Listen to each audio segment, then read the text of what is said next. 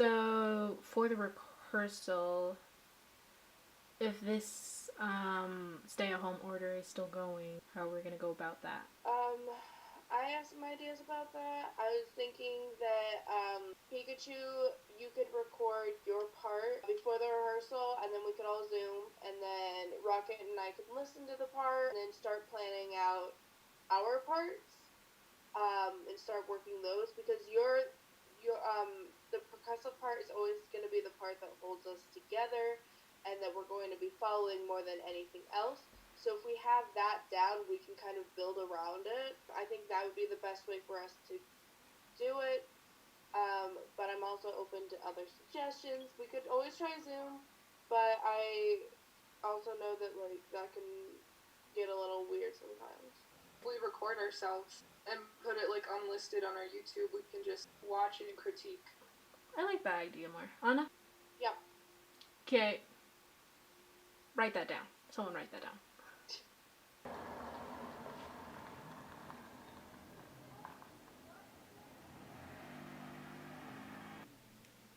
Please leave your message for 7203. Did it go straight to voicemail?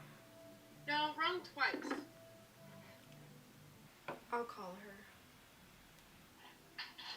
We did tell her that we're gonna have practice today.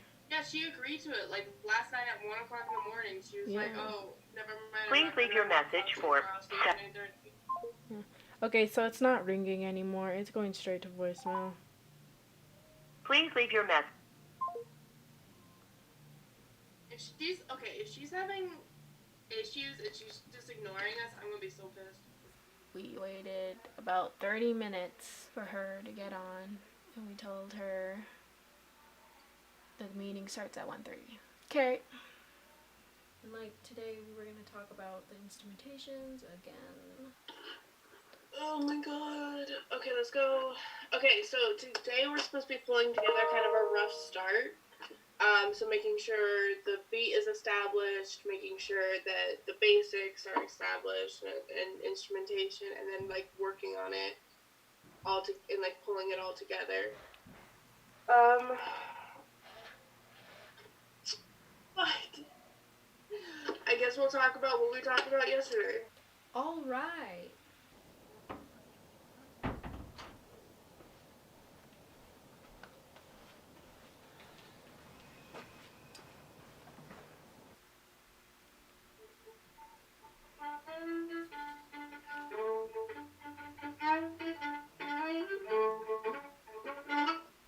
Could you chug that?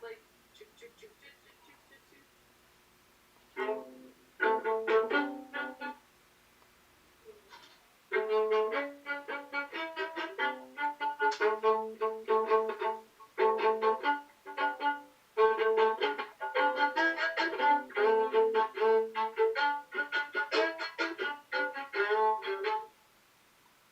Or you could play as if you wanted to do the viola, we could try to play as a bass. I think I would do it more as a melody instrument. Yeah, that makes sense. Okay, Rocket, can you play it on the guitar? I can play the power chords. Let's see. Stacy's mom. Okay. Stacy's mom has got it going on. Stacy's mom has got it going on. Stacy, can I come over after school? Then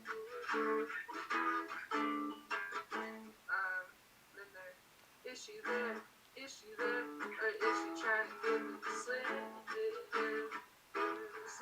Well, I'm not the little boy that I used to be. I'm all grown up now, so baby, can't you see? Okay. It might be better just for you to do it. And then, if we do it that way, then I can actually focus on getting the viola more into it. And then Mhm. also doing like the backup. Okay. But you don't want to do the viola, right? No. Are you sure you don't want to try out the bass? She's in Colorado Springs, dude. That's true. Never mind. Or can she? Can you? I don't know. I'm not sure yet. I can keep you posted though. Okay. Well, then let's just like go with the original plan then. Pikachu, how's the beat going? The beat is going.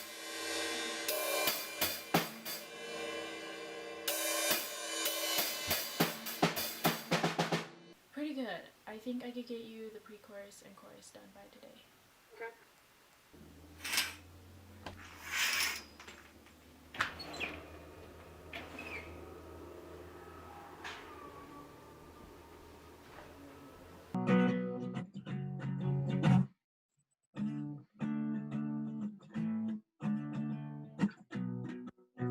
Okay, are you ready? Yep. So this is what it is.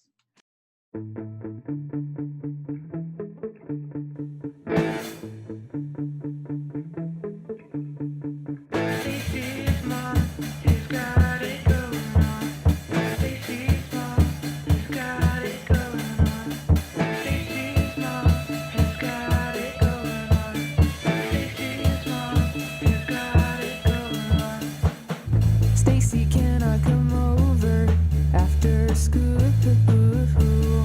After school, we can hang around by the pool. Hang by the pool. Did your mom get back from the business trip? Business trip. Is she there, or is she trying to give me the slip? You know I'm not the little boy that I used to be. I'm all grown up now, baby, can't you see?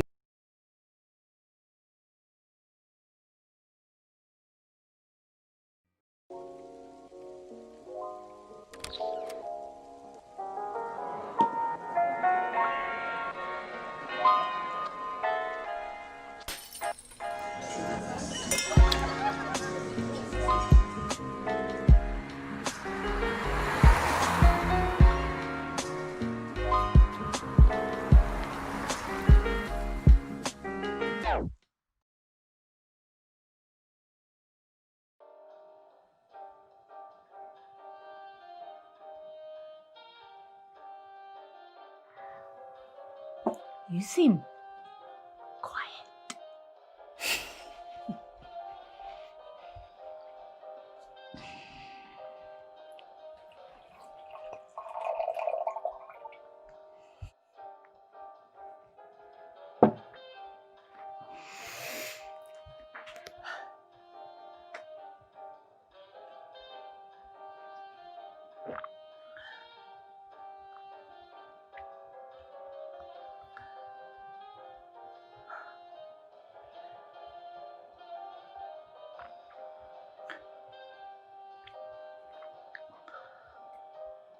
Work stressful? Wow. It's not like you say that every day.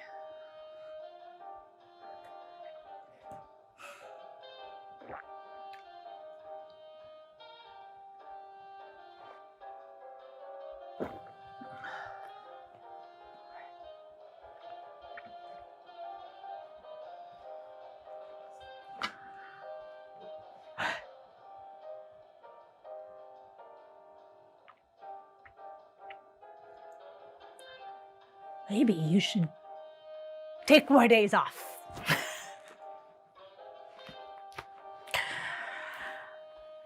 It's not like I say that every day.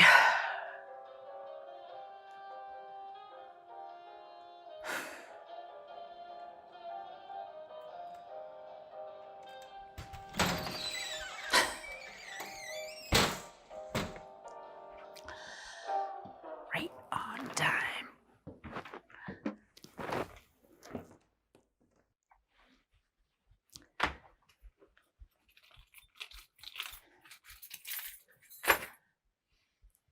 Stressful day? I tried calling. Of course you did. What was your phone? I'll show you. Did you drink all this? Sit. Do you know how much this costs? I said sit. We don't really have the money for you to be day drinking entire bottles of expensive French wine. I didn't plan on drinking alone.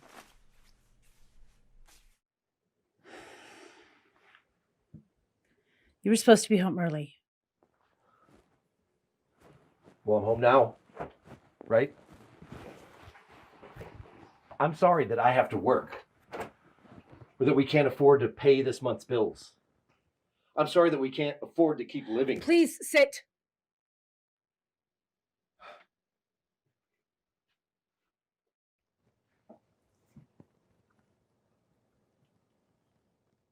What are you doing? Are you gonna cry now? Why don't you get a fucking job? I have one. You work part-time, shelving books.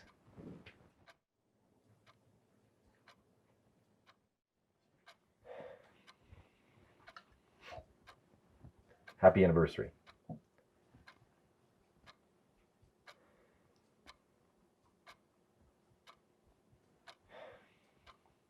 Can you at least get me a beer?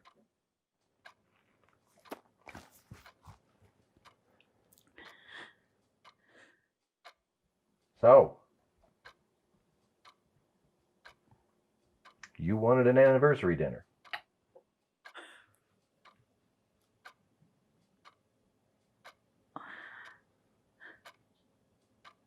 I wanted to be with you. This was never about dinner or money or work or some other sorry excuse. This was supposed to be about us.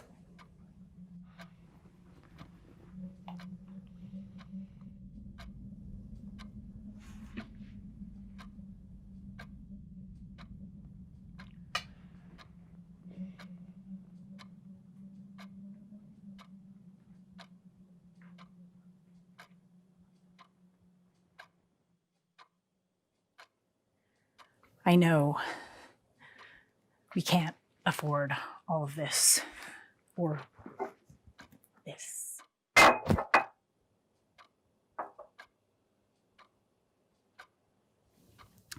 And I know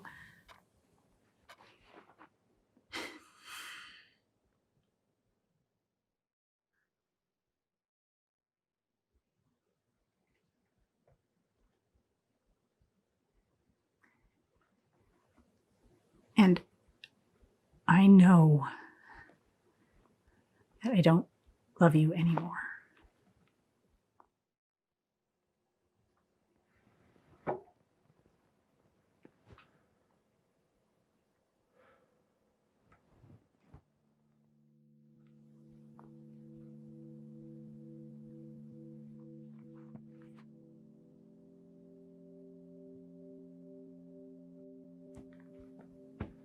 This is what you wanted, right?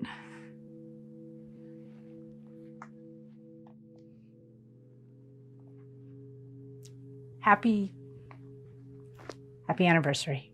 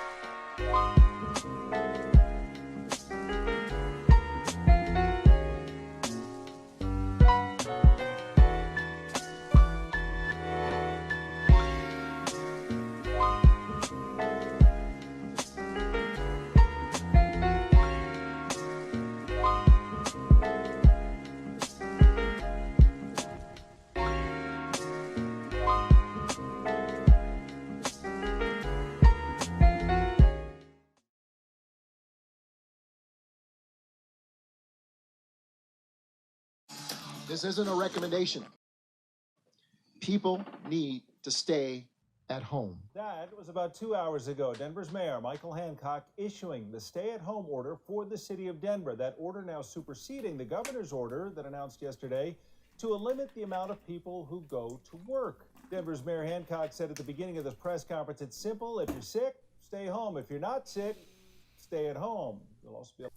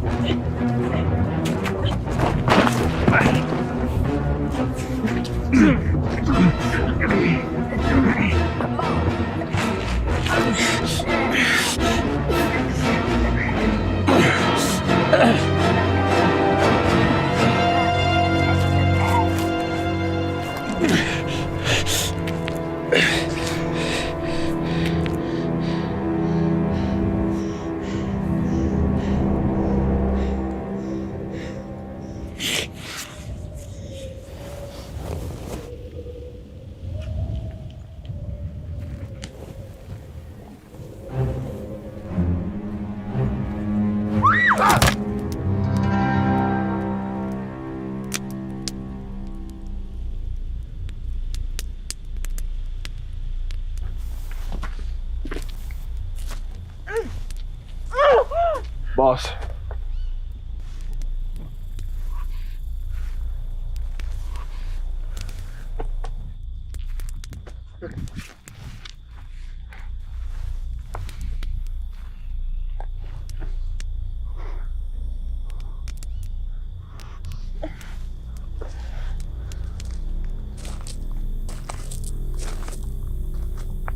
What's this here?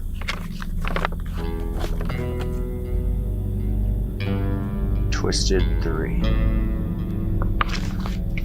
What a stupid name.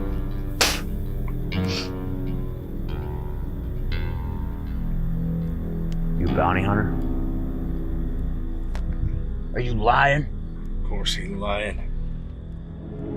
He killed Henry!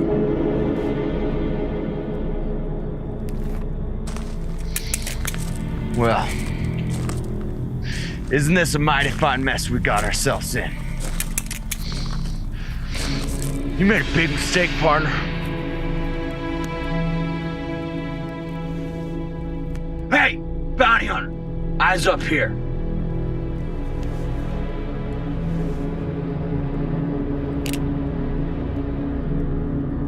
You better start praying. Son of a bitch, she's running again! Well, don't just stand there, go get her! God damn it, I told him last time to...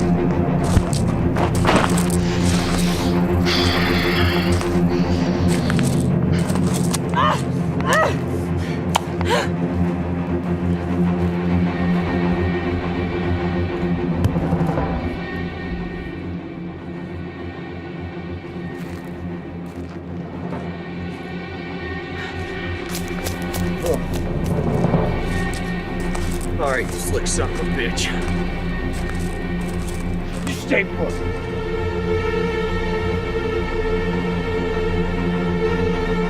You did this, didn't you? Ah!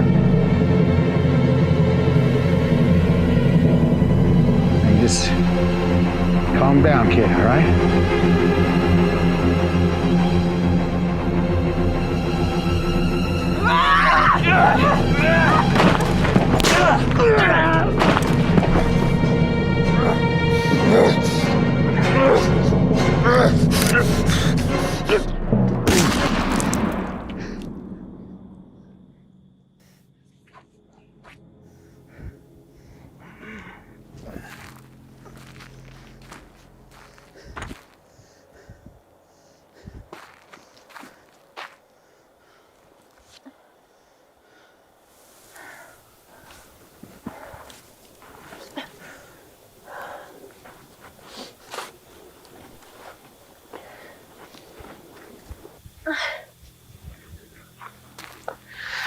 You okay?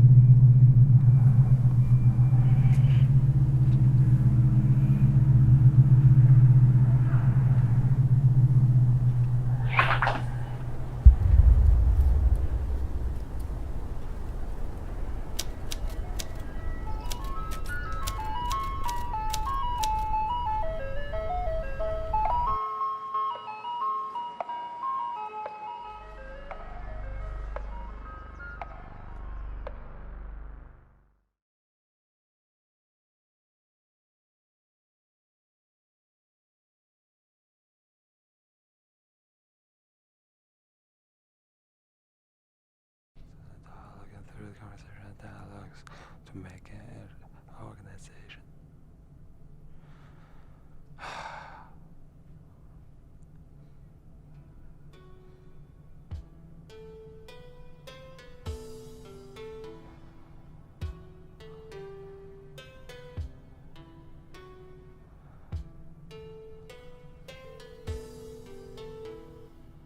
您好，您拨打的用户已关机。Sorry, the subscriber you dialed is power off. 您好，您拨打的用户已关机。Sorry, the... 您好，您拨打的用户已关机。Sorry, the subscriber you dialed is power off.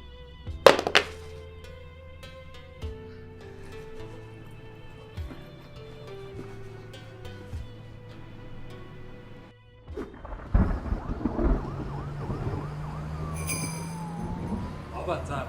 上海五里香的老板在吗？哟，小张来了，咱们坐吧。老板，我今天来不是来吃饭的，我想请问您能不能让我在这工作？我们这儿啊，人手够了，你走吧。老板，求您了，我什么都能做。您让我刷盘、刷碗、蹲地，您让我送外卖，什么都可以。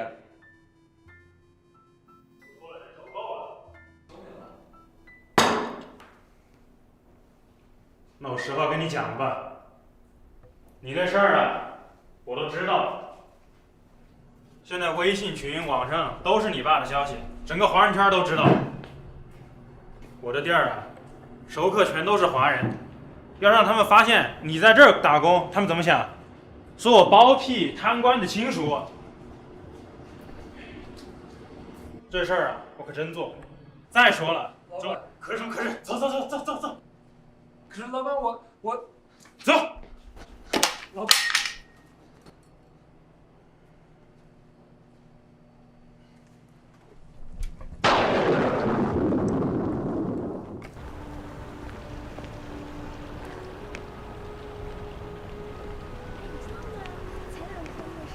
班有一个男生上课就跟我们说他打篮球呀。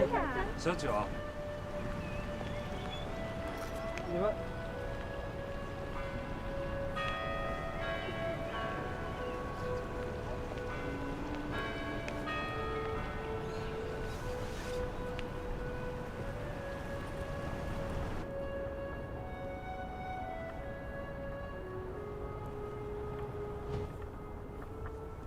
丽丽，丽丽，张掌柜，你藏得很深啊！哎，你不是说你父母就只是普通的公务员吗？你还担心我用你的钱买车买房吗？不是丽丽，你听我解释。你爸为了掩人耳目，还叫你爷爷奶奶在小区里捡垃圾卖，装穷。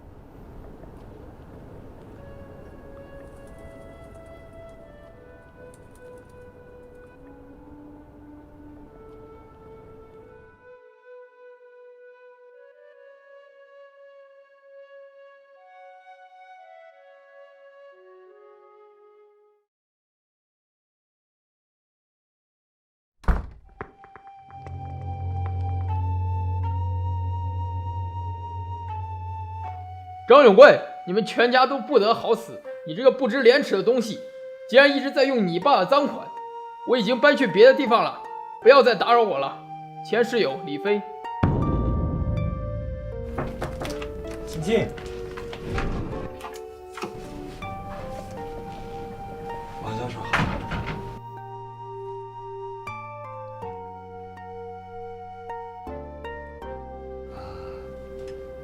想问问您能不能让我在您的实验室工作呀？求求您了，求求您让我在这工作吧，您帮帮我。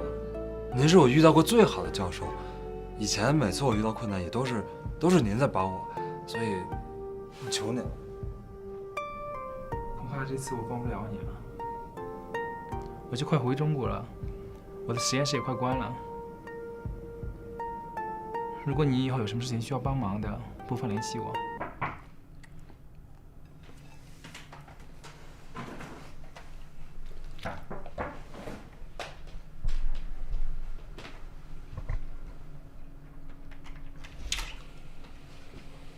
赵先生，是您啊，请进，请进。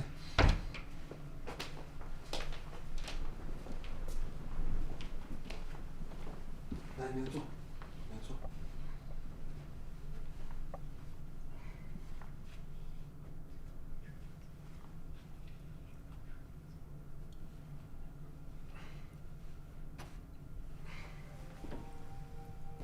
我今儿来呀，就是跟你说，你该搬走搬走了啊。不，为什么呀，赵先生？我还想继续在这儿住。你想继续在这儿住，我成什么了？包庇贪官家属吗？我可不想一堆记者围在我这房子边上，而且贪官家属罪孽深重，我可不想因为你影响我这房子的风水。赵先生，我求您，我在这住了这么久了，我住习惯了都，我特别喜欢您这儿。我爸是我爸，我是我，不会影响您的。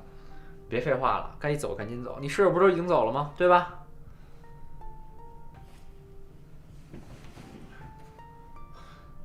赵先生，我真的我现在，你让我住哪儿去？我现在全身上下不到100美元现金。你不到100美元，你没有钱，谁信啊？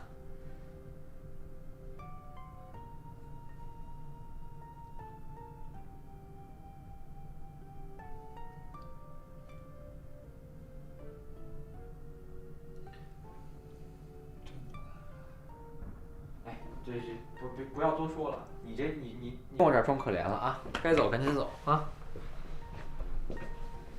黑窝。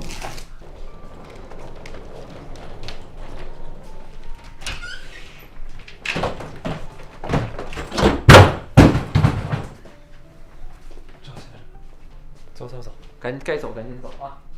快点滚啊！您别，您等会儿，走，该走赶紧走啊！别，以后别再让我看见你了啊！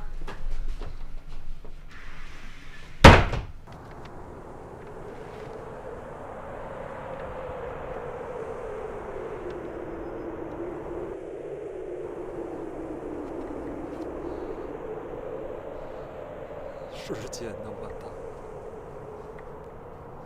却容不下我这一张脸。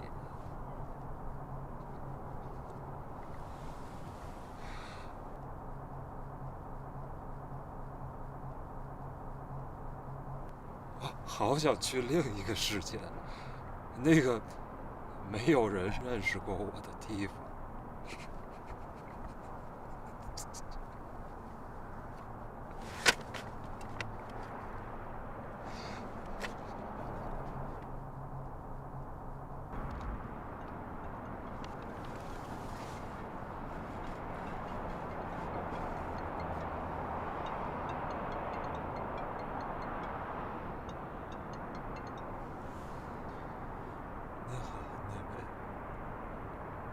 们是东方市人民检察院，请问你是张大全的儿子张永贵吗？我是。你父亲张大全和母亲高荣华因涉嫌受贿已被逮捕，我们要求你马上回国配合我们对他们的调查。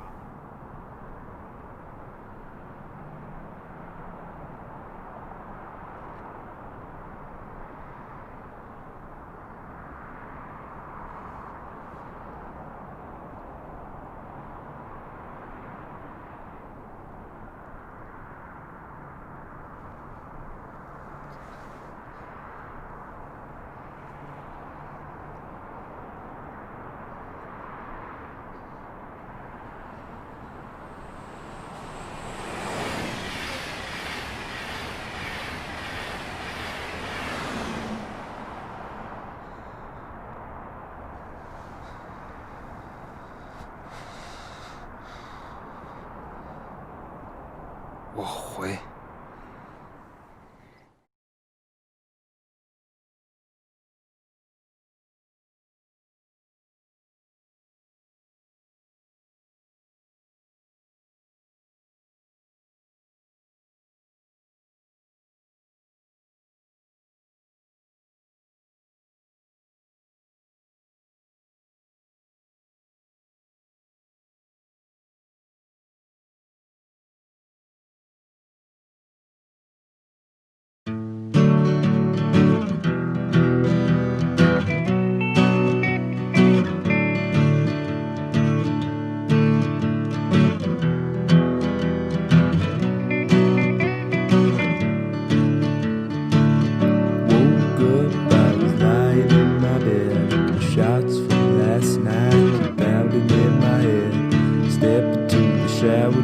wash all my thoughts.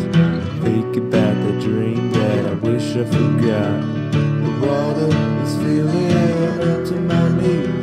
You know I'm slowly drowning, but nobody can see.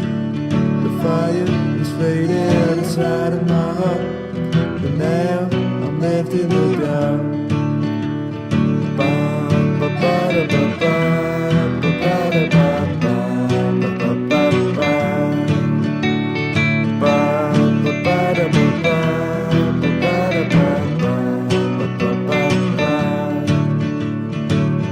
Take a sip of that old number 7. Take a lonely walk on down to heaven. Lord knew that our time was due, so now I'm drinking booze to get my mind off of you. The water is filling up to my knees. You know I'm slowly drowning, but nobody can see. The fire is fading inside of my heart, but now I'm left in the dark.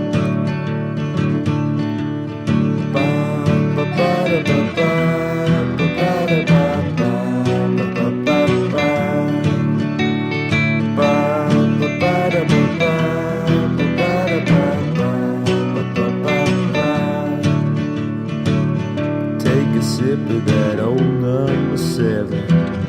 Take a lonely walk on down to heaven.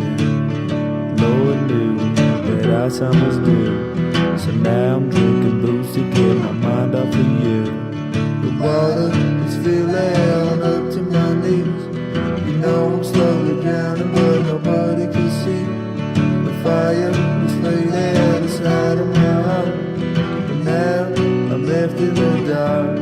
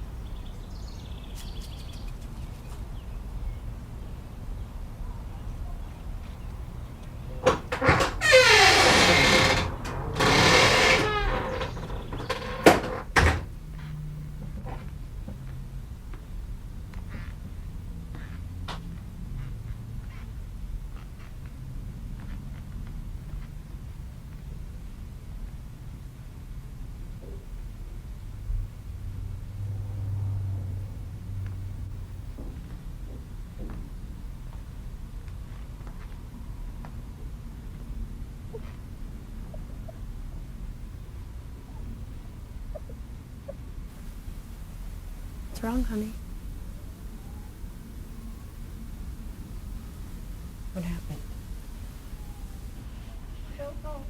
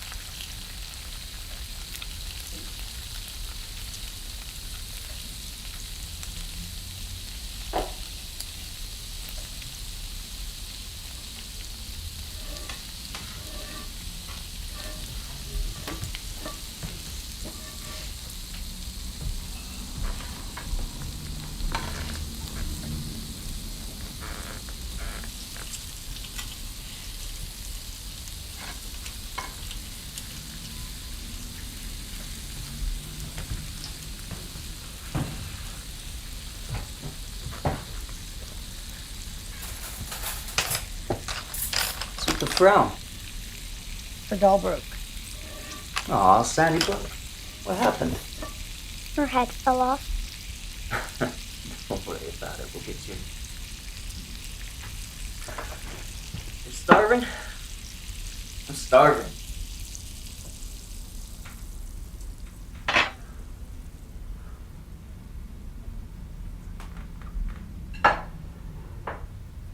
Sweetie, it's time for breakfast.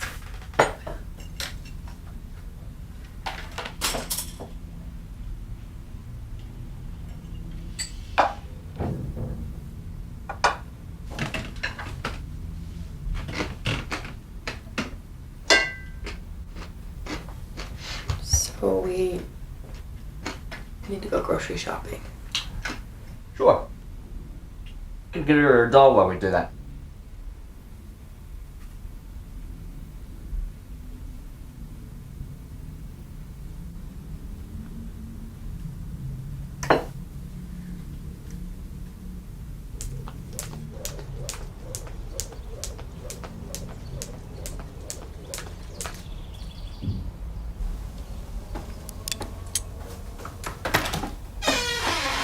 Okay, I'm ready.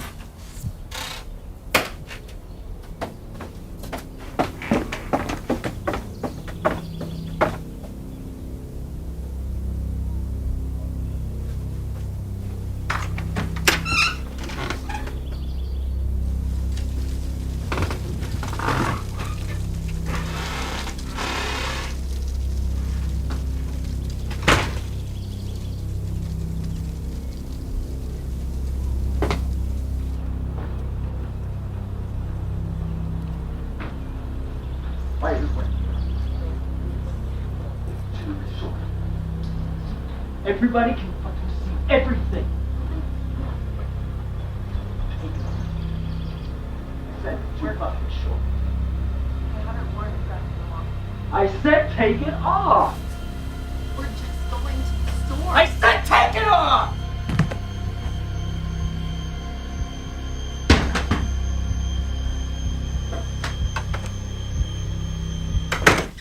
Come on, your mom's staying home.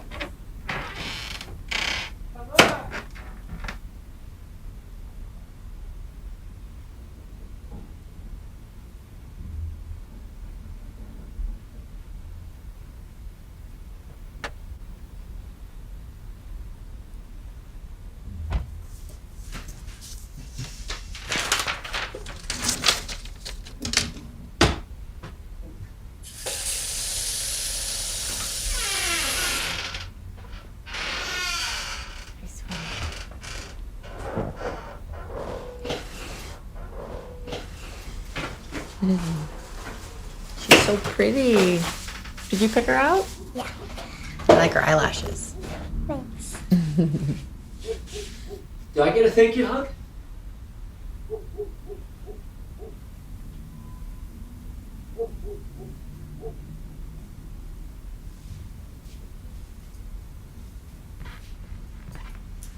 Come here.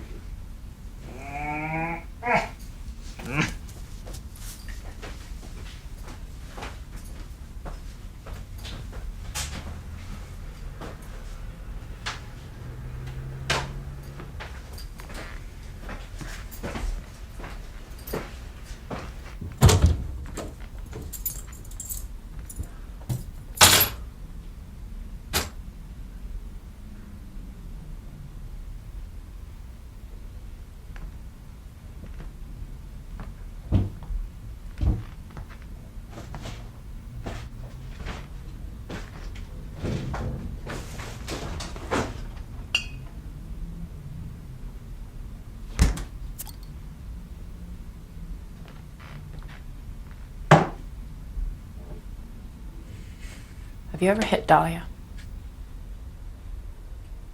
Why are you asking me that? She just seems scared, that's all. You know, I'd never do anything to hurt her.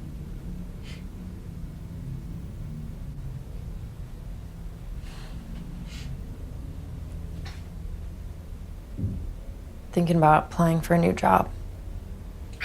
Why? Dahlia's starting school soon. I just think it'd be good for me. I mean, you know they're not gonna let you wear short dresses at work, right?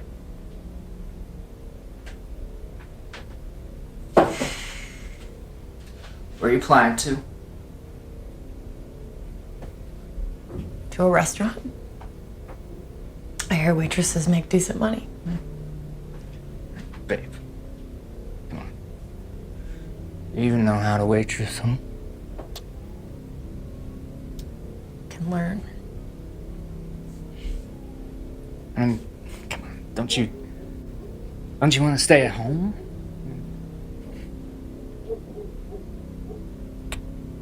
I like home. Mm-hmm. I just want to work. Mm-hmm. Why? I mean, are you seeing somebody else? No.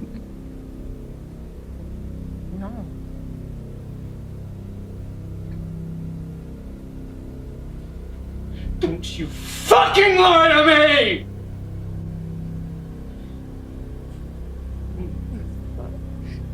Am I not good enough for you, huh? Is what I do not enough, huh?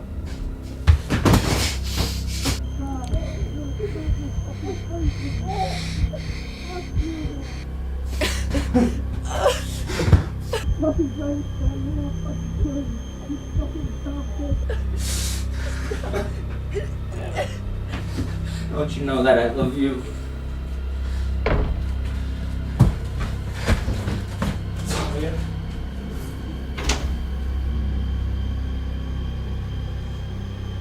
Oh yeah. Playing hide and seek or what, huh? Knock knock. Oh yeah. Where's my gun? Oh yeah.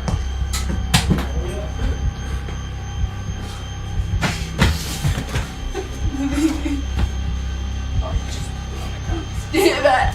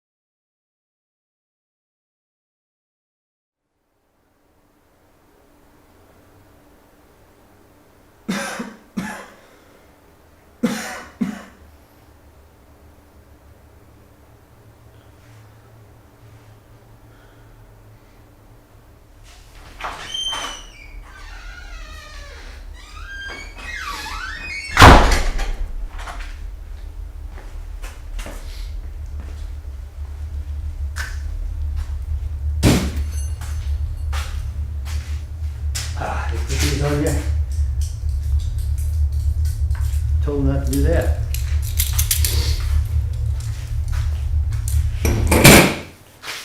Let me tell you why I'm here. I know why you're here. Let me tell you why I'm here. I had a sign I kept in my office for a while, and it was a sign that said, "There are no degrees of honesty. Either you are or you aren't." Well, that was a nice sign, but nobody's going to be perfect all the time.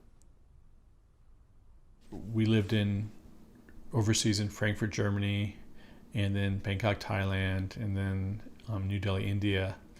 And if you ask him what his job title was in those different countries, he would say, I worked for the Department of State, I worked for the Department of Defense here, and I worked for the Air Force.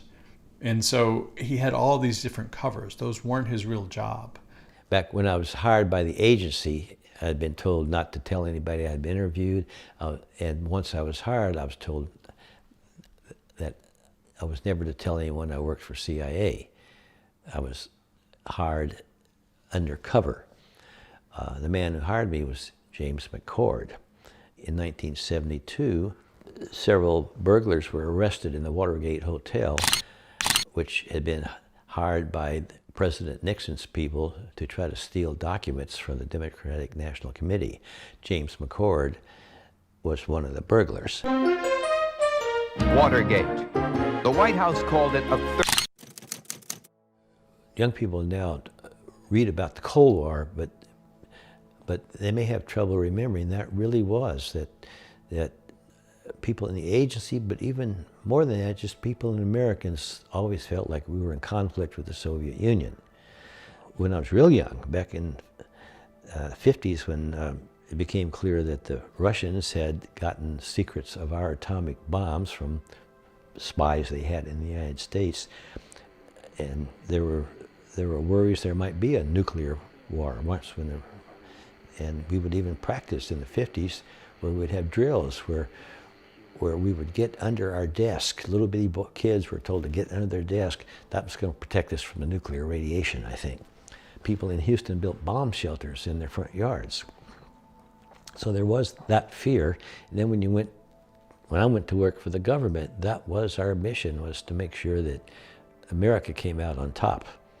Meanwhile, the Russians had their KGB, and their mission was to, this was a game of spy versus spy.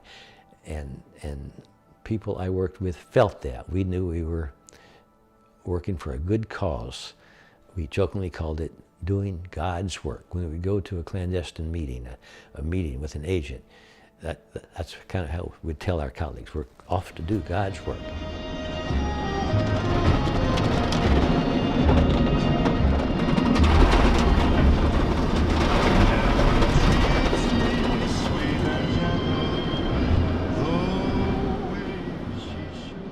Some of these missions, I imagine, again, we've probably heard like 2%, 1%, were dangerous.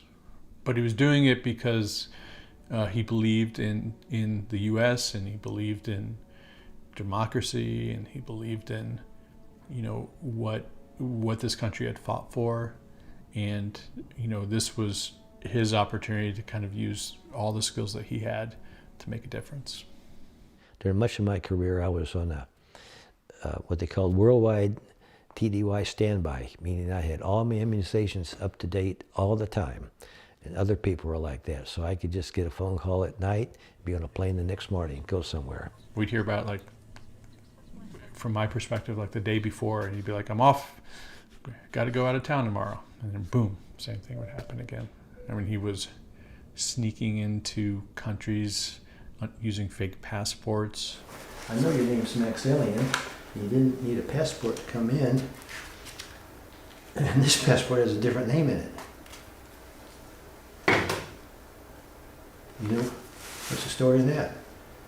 Well, don't say anything that's not true. That would not help you. Let me just ask you some more questions. You had a United States diplomatic passport.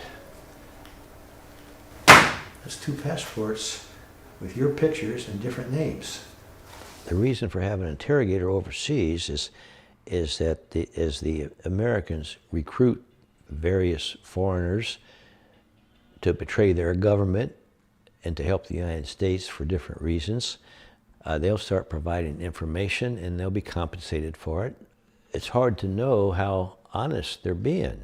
And that's the reason that we do evaluations of them to vet them. The evaluation will include having an agency psychologist interview them, and at some point they'll have a session with an interrogator, which will include a polygraph test. Now, when a question is asked, the three components that are attached to your body immediately convey your reactions to those three pens over there. They write down your reaction on that moving chart. That chart language may not be intelligible to you, but it has a definite meaning to me. I will have always read all the files on this particular agent. I would know more about what he had said in the previous years than he would remember. Would go through the polygraph, and I would make a determination after following that procedure as to whether this most likely is a truth teller or is a liar. And the worst case is going to be one where at the end of all this, you really haven't made a good determination and it's kind of inconclusive. It's right now, I don't know what this is. You say you don't know, and either I'm going to find out or I'm going to find out you're telling the truth. But we're going to have to work together to get you out of this situation. Contrary to what you see in the movies, he's not going to be waterboarded. He's not going to have his body parts beaten on. You want to get his attention right away. And what I would do is you'd take off the sensors off his fingers, you'd take off the blood pressure cuff, you'd take off one of the two pneumatic tubes around his waist and chest, and then as you're taking the second one off, you'd be leaning over him right in his ear, and you'd say, the polygraph clearly shows, now he doesn't know what the result is yet, clearly shows that you haven't told the truth. And right then you'll get a good sign. If you've got the real truth teller, you'll get a really good, sharp reaction, boom, boom. If you've got the liar, you'll get a denial also, but it won't be the visceral thing coming out. He will have processed it, and then he's going to react appropriately. So he's got to think about it for a millisecond. You'll always get the denial. I can't think of any case where anyone said, yeah, you're right, I've been lying to you, I'll tell you the whole story now. That just doesn't happen. Growing up as a teenager in the household of a CIA agent who was an interrogator, I would say that I got interrogated a lot. If we were out as teenagers having beers and we came home late, he was quick to be sitting in a chair, he'd turn the light on, and you didn't know he was there, and then he'd say, welcome home, son. And he'd be like, hey, Dad. And then he would get up out of the chair and he'd come forward and he'd just put his face right really close to your face, and then he looked at me, and he has these piercing blue eyes, and he said, why don't you tell me about tonight and where you guys were, and give me all the details.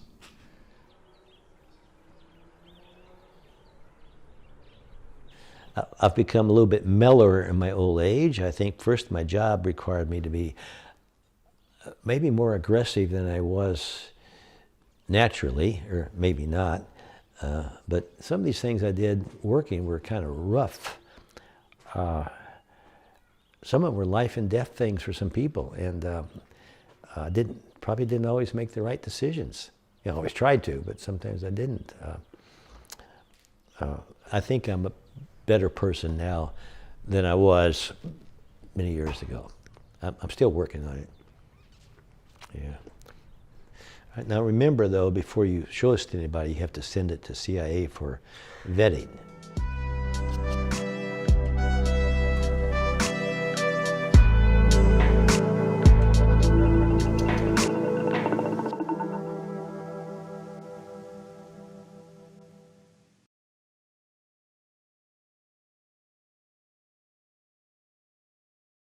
Milky Way, chocolate covered, malt flavored nougat and caramel wedged in between to create that perfect sandwich. Aliens must be so jealous. Wait, do aliens eat Milky Ways?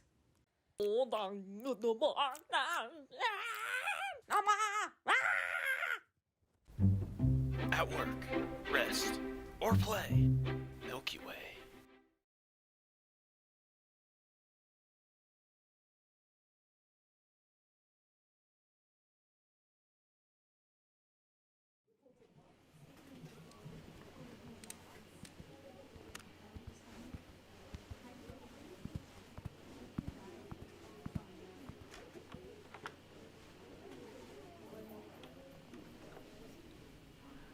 You've got to make a move.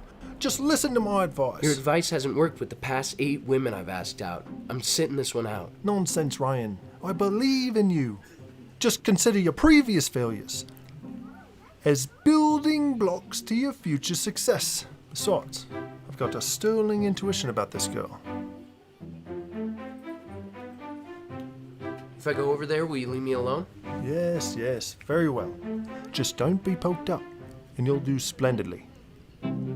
That young man near the entrance is going to come over here. The one with the pretty eyes? Indeed. I don't have time for a date, Adelaide. I have more important things to do. Give him a chance. It'll do you some good to get your nose out of your books. You might even enjoy it. Fine. I guess he is kind of cute. Here he comes. Be prepared. I'll be as prim and proper as a morning glory in bloom. Horrendous imitation. My sayings always make sense. Hello, my good woman. My name's Ryan Jones. What's yours? Jane.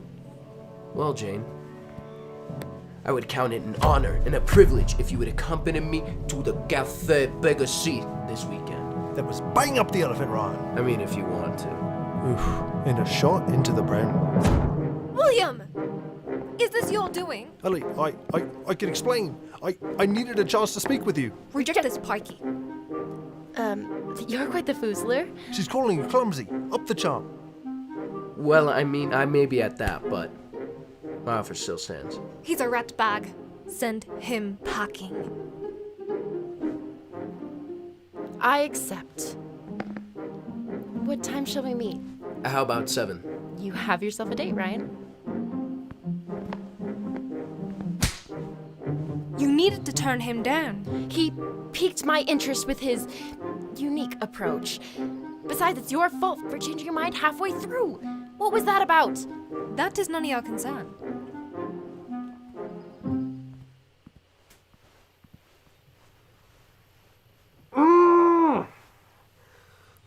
What am I gonna wear? Just grab something that I don't want to come across as too fancy, right? Just grab something. But I definitely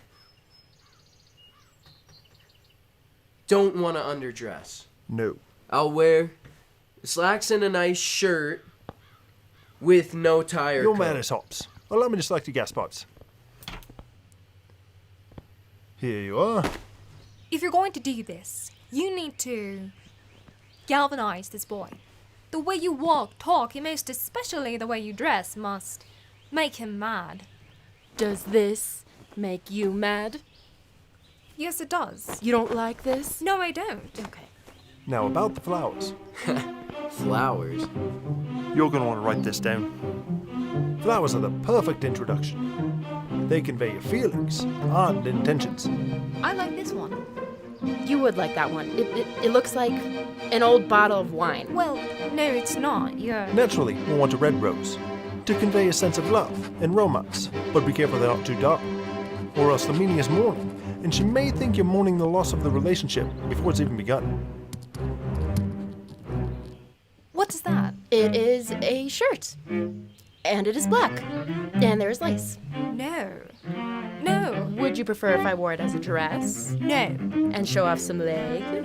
Some thigh? Stop it, Jane. Yellow for joy and new beginnings, which is appropriate for a first date. How about this? My table should wear this. It is a tablecloth. Why is it in your closet? There's a lot of things in my closet. Lavender is love at first sight. A white rose can also work to show that your intentions are pure. It's white, so it makes me look pure. Do you wear that in public? Yes, I do. Let me see it. Rude. Orange for desire, which is not to be confused with core, which means you only want to be friends. Did you get all that? No. Excellent! On to carnations and hyacinth. Careful not to spill anything on yourself. And pull out a chair. Thank you. It's a pleasure to see you again, Jane. You as well. Thank you. Mm-hmm. Adelaide, you look lovely as always. I brought you some flowers. Thank you. He's declaring his attraction to you and well wishes for the date. It's well thought out if poorly executed. It's very thoughtful of you. So tell me, Jane, where are you from? She's a very bricky lass. I think Virginia. I'm from Oregon, but I moved here just before high school. You? Don't ask the same question. Remember the 3-topic rule. Colorado, born and raised. You're sounding skilled within grime. Bring up the class. Jane, inquire about his parents. Make sure he is from a proper family. Her hobbies. Inquire about her hobbies. You need to know his profession. You're not behaving up to Dick. Do better, man. Be careful, you don't want to put butter upon bacon. Don't sell her a dog. He's a gal snaker. Stop being poked up. Mouth picking out old Pete. Squire of Alsatia. Shut up!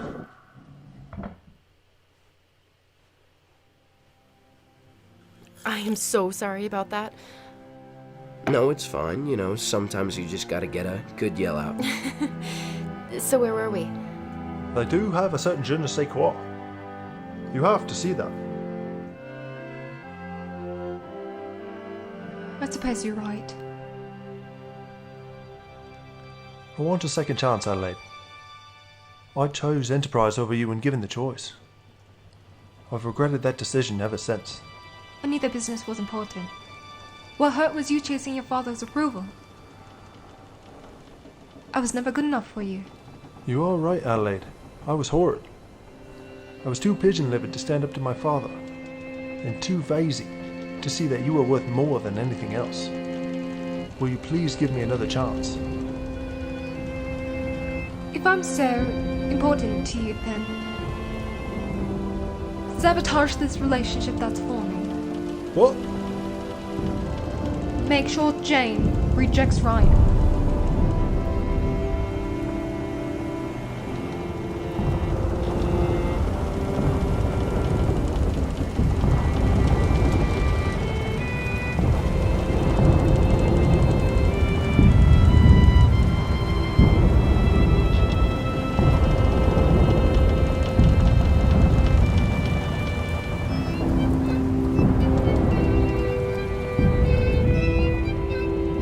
Done anything else for you, Adelaide, but seeing their smiles, their joy. My desires are not worth hurting others. Farewell.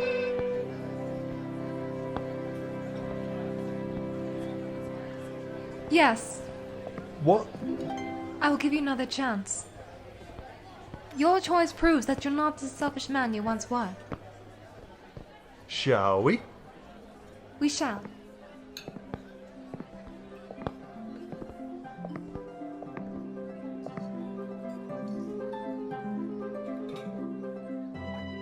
It was crazy. They sent me in with a bump and then a set, and then I just smacked it with a spike.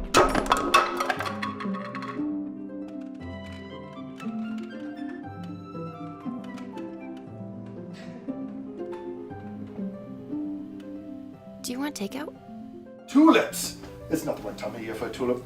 Carnations are those stupid things you put on a woman's wrist.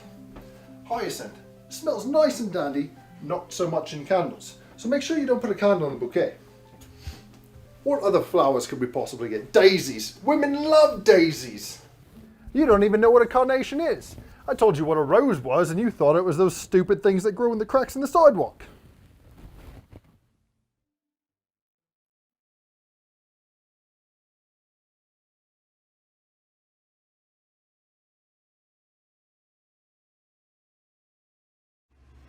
Feeling powerless. If I don't trust anyone, there'll be no one. No pain from any loss. Some days I'd rather hide away from the outside. All day I feel, all day upside down I feel, down from life. Trust, not given easy, friends forgiven, but the forgetting is easy. Best keep living, willing apart. The test is ungiven. Break of a heart. Moving on, staying away. Powerless if I stay. Distance myself from you. Resistance, it sells. It's true. Or I may fall. Fall to hell with you. Fall to hell with you. Fought like hell for you. Just to fall to hell with you.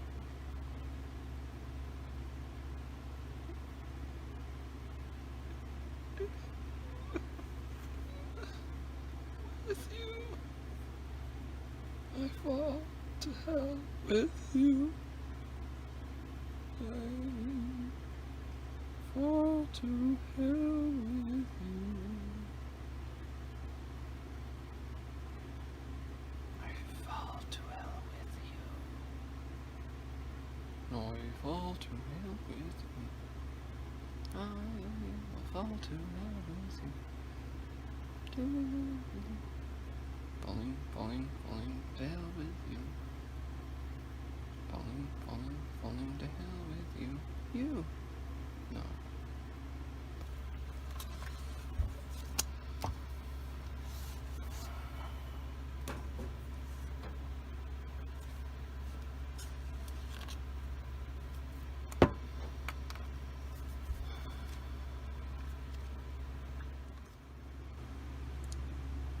No. Spirits can't be read. Yes, you read that one. And that one. And you're not real. Maybe another one. Real? Should you really be questioning what's real? How do you know you're not the one that's not real? Logic.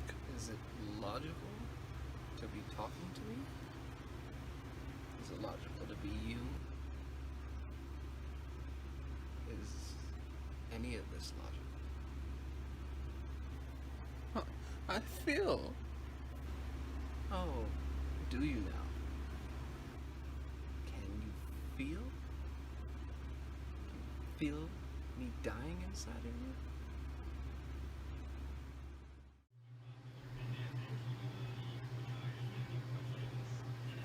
Stop it, please. Look at you. Stop wallowing in your self-pity. I know. Like you deserve it. What do you expect me to do? Nestle is way too good for you, man. What have you become now?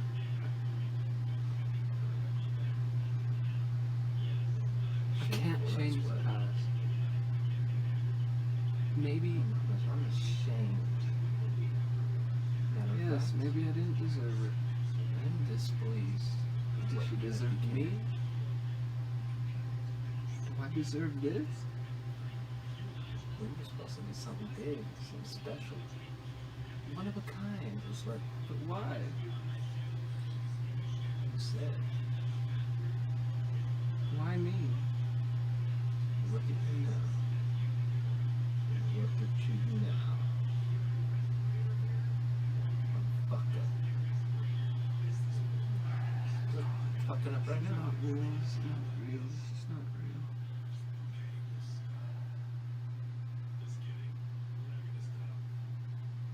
It's not real. Why does it look real?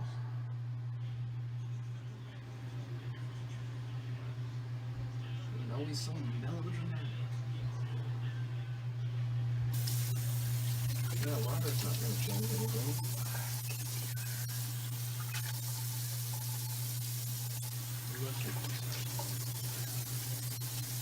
Look at yourself. Don't look at me. Look at yourself. Look at yourself.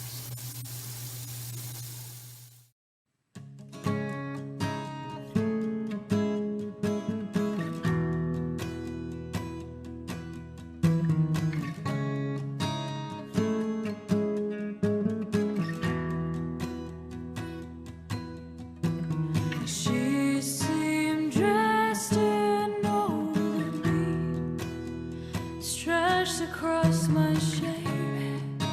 All the torment in the blade leaked through and covered me.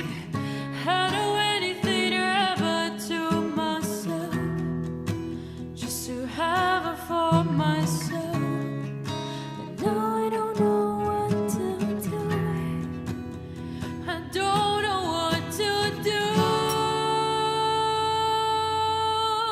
She makes me sad. She is everything to me, the unrequited dream, a soul that no one sings, the unattainable. She's a myth that I have to believe in. All I need to make it real is one more reason. I don't know what to do. I don't know what to do. She makes me sad. It wasn't real. But I won't let this build up inside of me. I won't let this build up inside of me. I won't let this build up inside of me. I won't let this build up inside of me.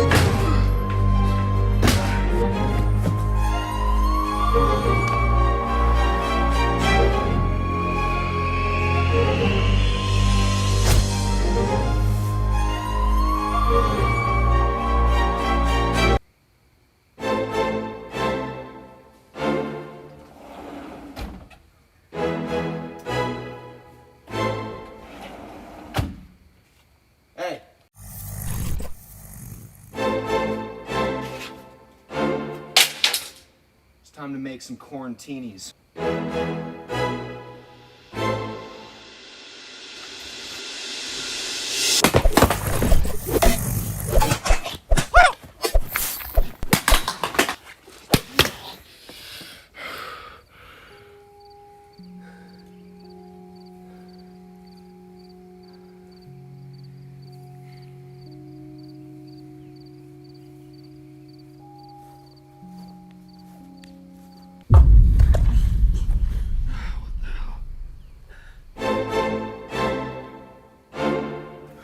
No!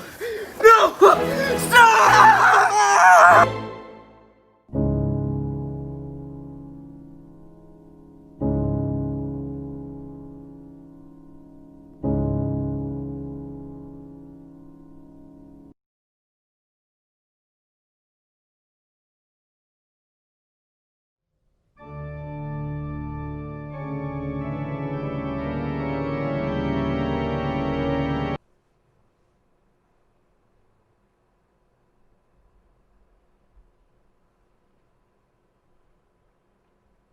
Would you like to start, or shall I?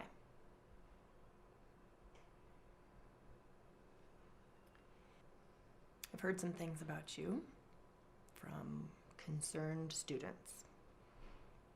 Mostly gossip, but I can't say that I haven't had my own concerns. But I had hoped that it wouldn't have come to this. Is there anything you'd like to say, Anna? Anastasia. I'm sorry? Anastasia. I can't understand you. Can you please?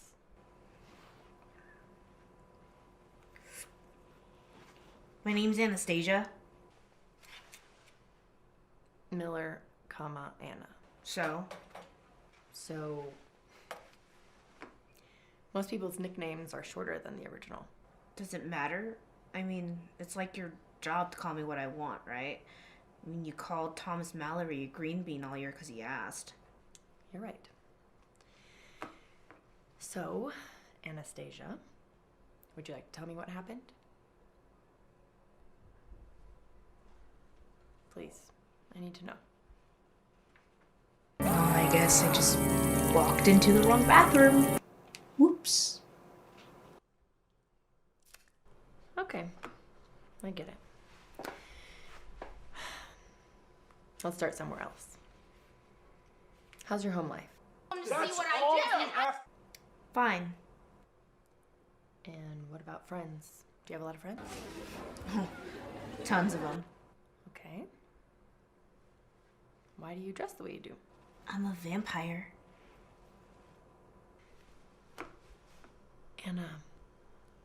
Anastasia. Look. I only have Mr. Pulowski's side of the story. Based on his recollection of events, you're looking at a week of suspension, at minimum. What about maximum? Expulsion.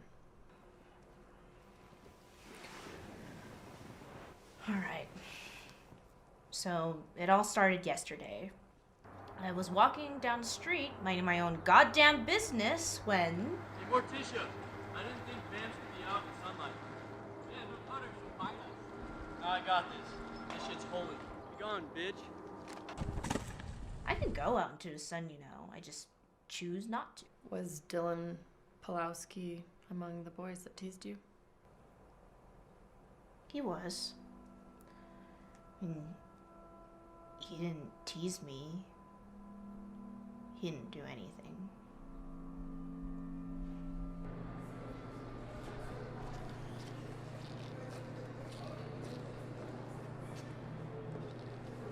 Hey, Anastasia. About earlier. I hope you're not offended. We weren't trying to be mean, we were just joking. I didn't think it was that funny. They're just idiots. Clearly. Since when do you hang out with idiots? Since you decided you'd rather be by yourself. What do you want, Dylan? I just want to apologize. I know I may not show it, but I think it's kind of cool, the whole vampire thing. Really? You've always hated all of that stuff. Vampires, the supernatural, fun. You once said colors were a waste of time. You're one to talk with all the black. Black is just all of the colors. Or did you not learn anything in second grade art class? Har. Maybe the dark supernatural stuff isn't for me, but it suits you pretty well. Really? Yeah, you got the whole Anne Rice aesthetic going on. She is my favorite author. I know. Look, I came here to say that I like you. Huh? I like you, Anna. Anastasia. Dylan. I think maybe we could go out sometime. We could go to the cemetery, make out on top of a grave. Just go to the park and stab some people. Get their blood, or here, you can have some of mine. You can laugh if you want. I mean, everyone else did. I'm sorry, Anna. It's Anastasia, and it's okay. Well, clearly it wasn't. So what then? You decided on revenge? Something like that. Oh, come on! You know the story. I waited for him to go to the bathroom. I followed him, and with a little bit of fake blood and spooky tape mix 18, I scared the shit out of him. It's what vampires do best.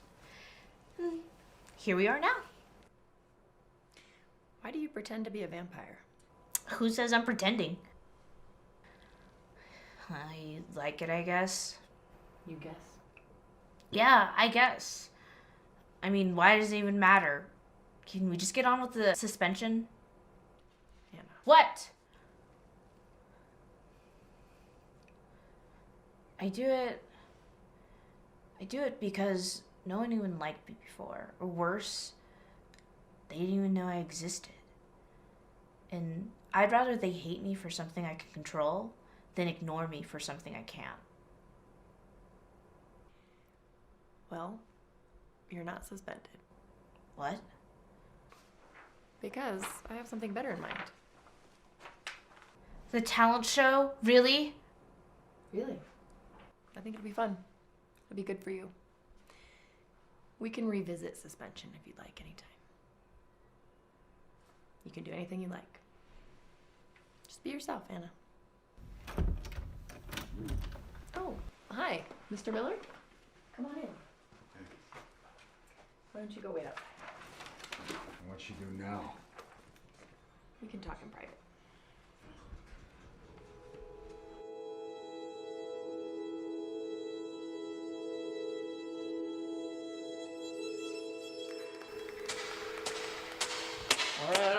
All right. That was a fantastic dance number.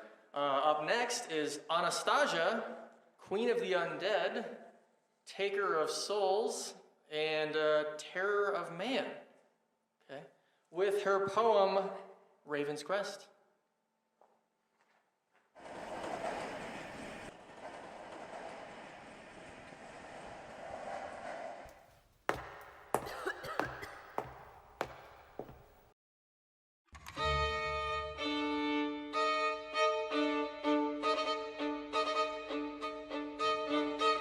Darkness descends upon foul demons. I rise through the crimson breath. They come with torches and spears, hunting the innocent. Bloodthirsty cretins, abominable creatures, they seek that which frightens. She stalks in the night. Beware, putrid villagers. She comes deadly and misty. She sheds her dark aura, her bloody cowl, and still they come. Upon her, biting, breathing, breaking, she falls! Death awaits! Kill! Kill all who kill! Forget this night! Crows feast! A demon, laughing, hated, and nevermore forgotten.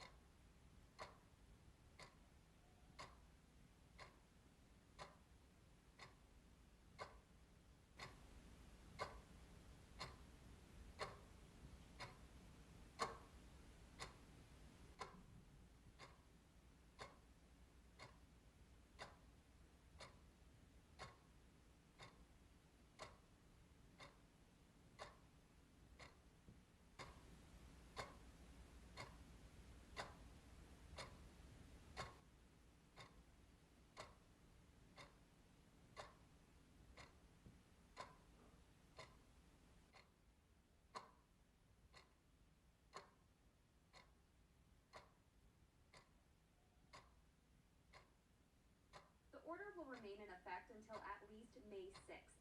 That means it'll be in place over the country's Golden Week holiday, which is to social distancing or even stay home. Public transit will continue to run and banks and supermarkets will still operate. This morning, coronavirus now classified as a public health emergency. The United States government will implement temporary measures. President Trump has declared a national emergency. We direct a statewide order for people to stay at home. 5 million within a month, I doubt we'll need anywhere near that. Millions now unemployed. There are now more than 14,000 reported Closing cases. all shops except grocery stores, pharmacies, and banks. Close down policies are being extended to at least May 15th. 600 people died yesterday. Public life in the United States, though, is slowly grinding today to a halt. extended their shutdowns, but with cases We will be extending our guidelines to April 30th. Criteria without a lab test confirming COVID-19. They can now also be classified as such if there is, for example, presumptive laboratory evidence of the disease. The change announced by the CDC on Tuesday came the same day the U.S. recorded its highest daily number of deaths from the coronavirus.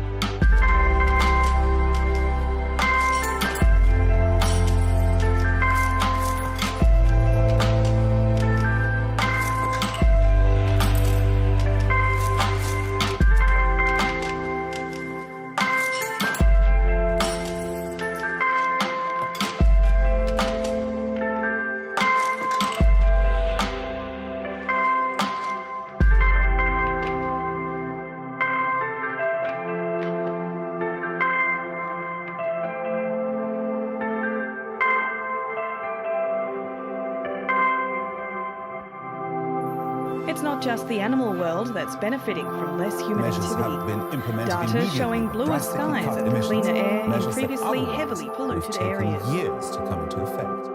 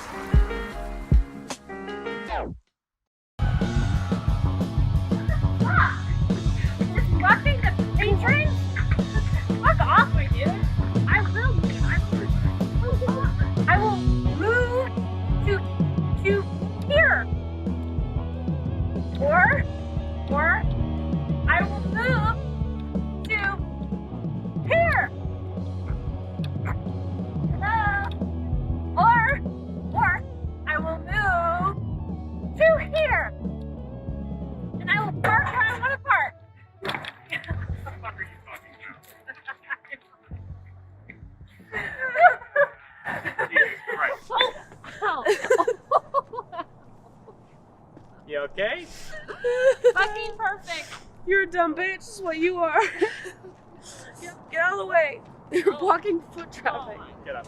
You're dirtying the sidewalk. What the fuck do you say? I don't know where your face is pinned. I think he was good. Yeah.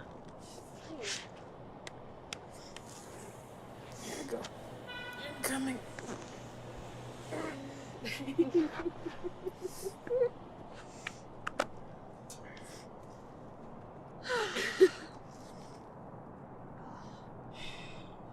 can't believe you got us fucking kicked out. Excuse me, in this friendship, we share responsibility. Oh, that's weird because I remember you yelling, "I want a penis," in front of a children's birthday party. Oh, it's the more convenient genitalia. Is it though? Cause like, yeah, peeing was easier, but bikes, you know? Oh, dear Lord, give me strength. So you don't agree? No. I don't know why we keep having this conversation. I'm totally fine with my current genitals. Maybe you wouldn't be if you hadn't had that nightmare about vaginas. I told you that in confidence. Yeah, confident in the fact that we would tell everyone we know.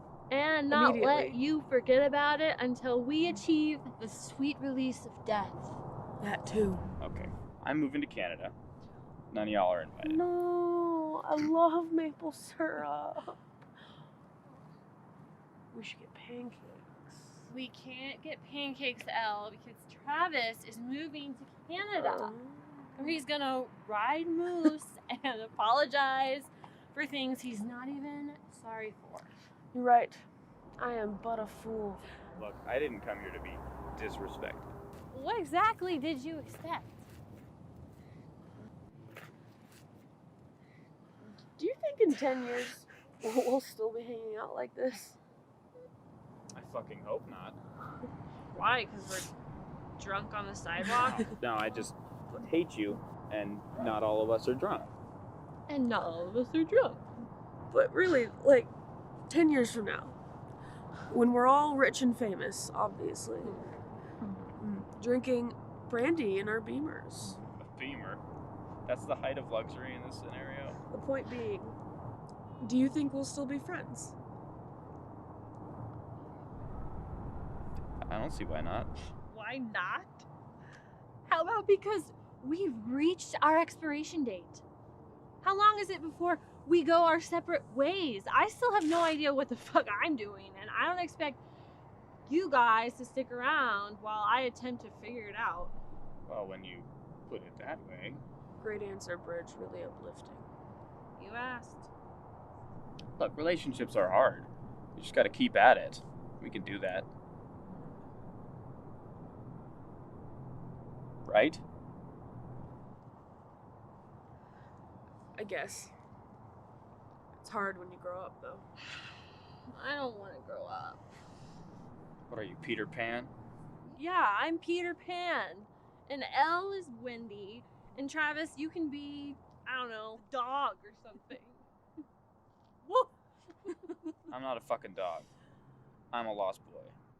You wish you were a lost boy. Maybe we're all lost boys. Oh god, don't be so emo.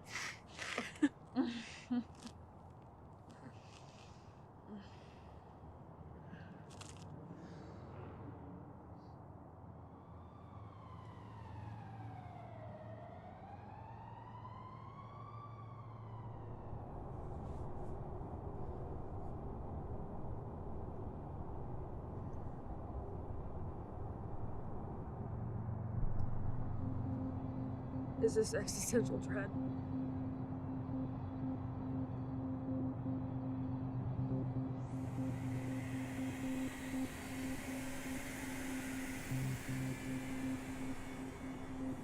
So, what now?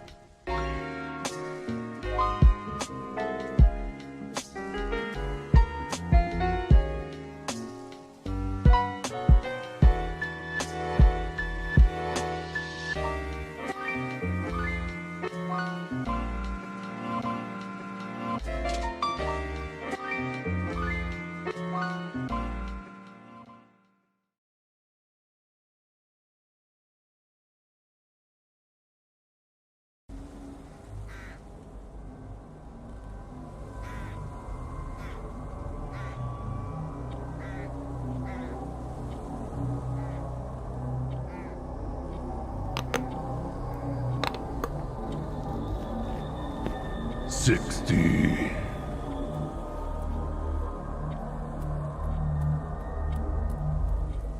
It's only an 8-mile loop. Yeah. You know, if you came out with me more often, you'd be in much better shape. Oh my God, hey. Jesus, sorry. Hey. Are you okay? What happened? Do you need like a hospital or something? Yeah, okay. Oh, all right, no hospital. We can't just leave her here. Hey, do you live nearby? Can we take you somewhere? Yeah? Okay, we're just right up here.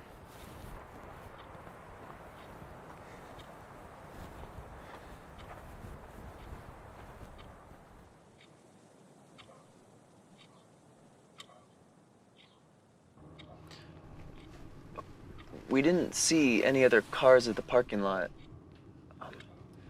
How did you get to the park today? What?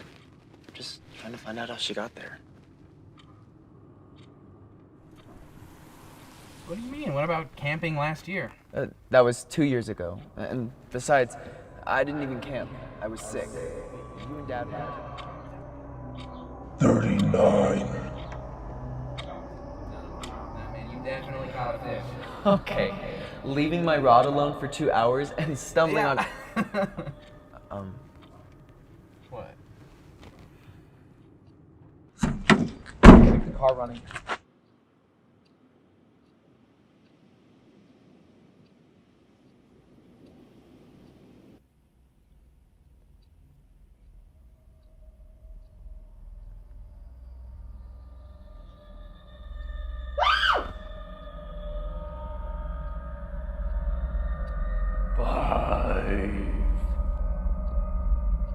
Who are you?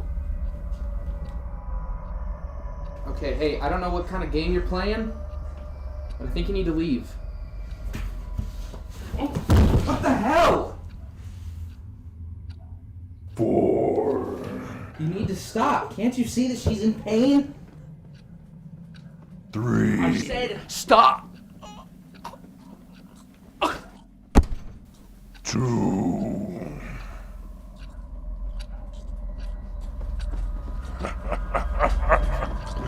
1.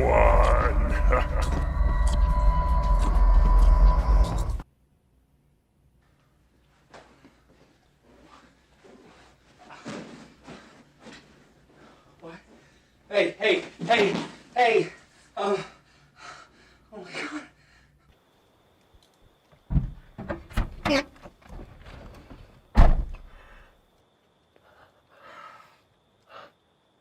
What the hell? Carson, what happened in there? Why are you bleeding? 60. I'm sorry.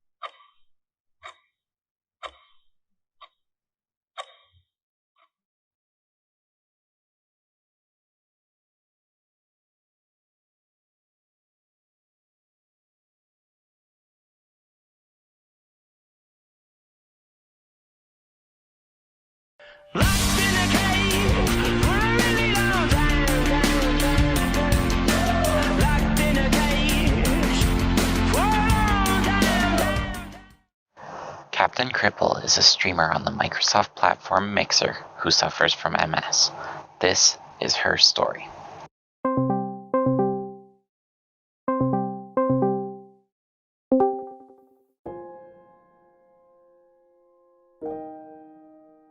In 2001 to 2005 was when I was pretty much in the hospital almost all the time. The way that MS works, to make it very, very short, is that for whatever reason, the immune system's so if I ever have a cake or sore, a cold, a little cut in my hand, heck, one time I sprained my ankle, it activates and it starts attacking my spinal cord and the white matter of my brain, instead of attacking the cut on my hand or, the injury that I did to my foot or the cold. In that sense, I'm immunocompromised. I was very, very disabled. I'm talking most of the time bedridden because I couldn't move. And I had to depend on people to bring me stuff and take care of me and bathe me and all.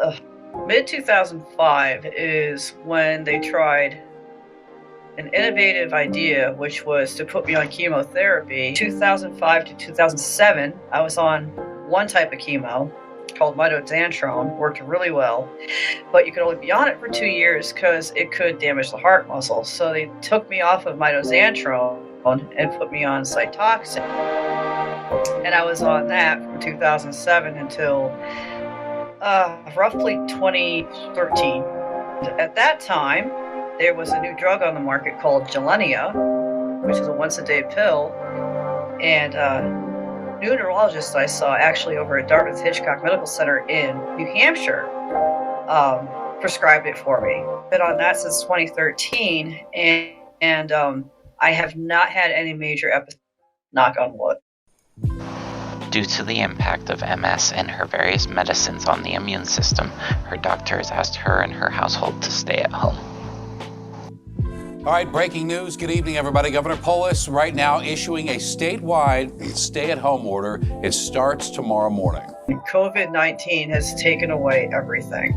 I had a daily routine that's gone. I get to work usually for 1 or 2 o'clock in the afternoon, work until I close the store, come home, play some video games, talk with the girlfriend, play with the animal, go to bed, wake up, do the same thing. I have no control over the situation, which really bothers me. And it reminds me of days in the past that weren't so great. I'll be honest with you, I did have a mental breakdown yesterday, and I'm still kind of recuperating from it. And I know I have this stream.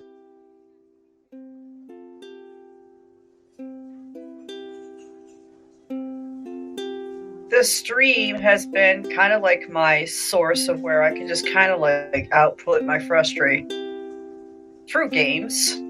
And so no one has to hear my complaints. I just shoot things. So in that sense, it's like I still am connected to people. I fortunately am in a situation where I have a partner who makes really good money, and she's got my back in case something bad happens. As far as my 2 friends, they don't have a fallback plan. So I said, well, I have an amazing community. They've always had my back. I'm going to ask them to blindly support my friends. I would rather that they had the money. I know there's lots more money, people in this world that need money more than I do. So that's why I decided to give them all those donations. Hold on, I got to take care of a situation. Rear guard. Gotcha! What I've learned through therapy is that because life is different, we have no normalcy. No one has any control over anything. What's happening is that a lot of our little protectors and our psyche come out. Especially during this time, it's really a wise idea to have some kind of mental health support. I do. But I think everybody needs to find a therapist.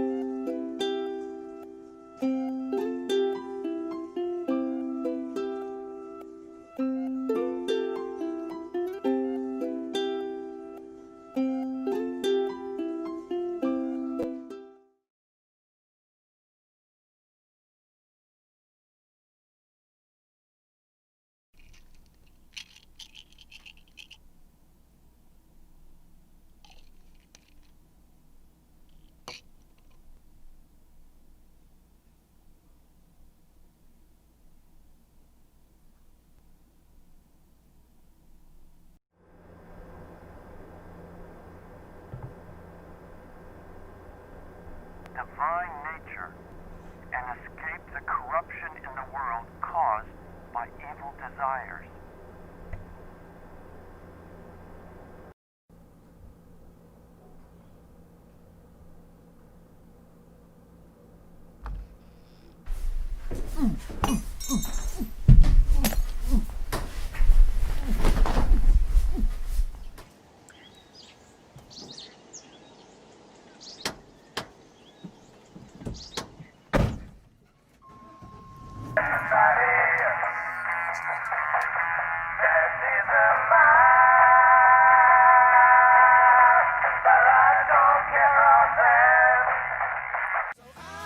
Just a mop, I got a mop, yeah. When I come back to home, my mother says I'm a Wendigo. I told you I don't like that nickname. Why not? I think it's cool. It's not cool. Okay, Wendell. So, what you doing? Well, I'm working. You've only picked up 2 pieces of trash, so I don't really know how hard you're working. Don't you have anything better to do than sit here and critique my janitorial skills? Probably, but I like giving you shit. Please don't swear. Sorry, choir boy. Anyway, don't you have any friends you can find? Stop bothering me for a change. You are my friends, Wendell. Yeah, lucky me. Debauchery, idolatry, malice, anger, bitterness, lying, stealing, cheating, sexual uncleanness. The sins are outlined very specifically. Hey. Missed you the last couple of days. Is everything all right? Everything's fine. But let's say that everything actually kind of sucked right now, Wendell. I can talk to you, right? I really don't want to burden you with this, but I just don't have anyone else to talk to. April, what is it? It's Howard. Your stepdad. Last night, he wailed on my mom pretty bad. It's actually happened a lot. And every time I try to talk to my mom about it, she just brushes it off as if it doesn't matter. Because she's delusional, because she thinks she's happy with him. After my mom left this morning, I told him I heard everything and that I wasn't gonna stand for it.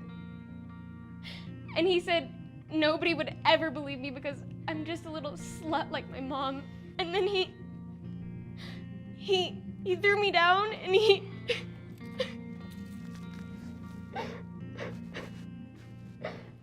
To godliness, brotherly kindness, and to brotherly kindness, love.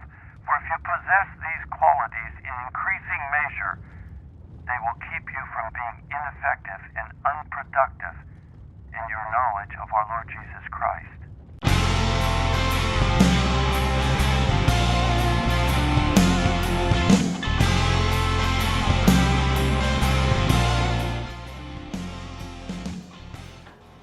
Yeah, club soda.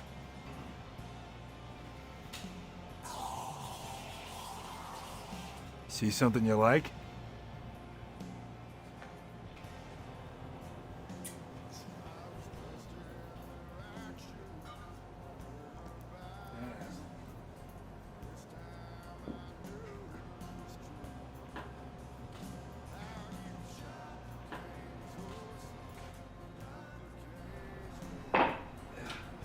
Give me another.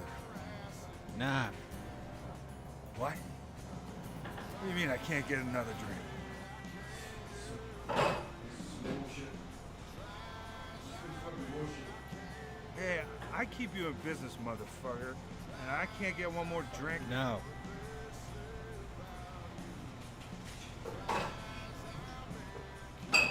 Here, choke on it, fucker.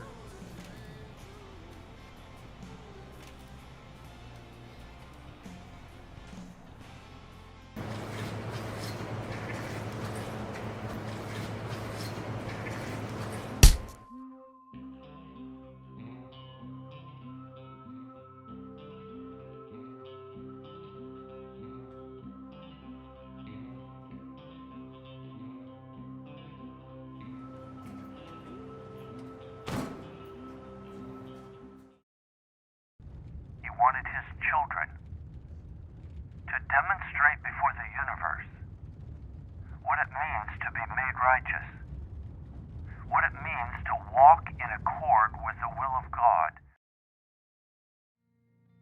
Hi, Wendigo. Hi. Whoa, you're not gonna get mad at me for calling you Wendigo? You know, I guess it's growing on me. Howard didn't come home last night. My mom's pretty broken up about it. Well, what about you? How are you feeling about it? I don't know. I don't like seeing my mom upset. Well, perhaps he'll turn up. Perhaps. He probably just ran away with his secretary or some cliche bullshit like that. Please don't swear. I hope he's gone forever.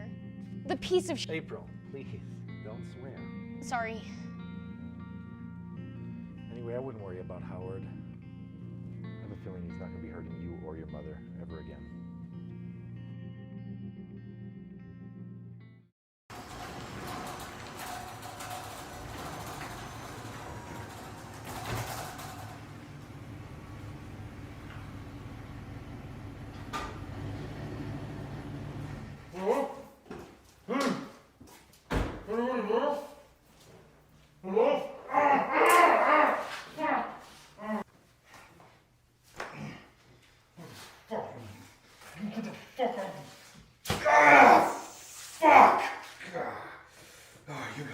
Jail for this.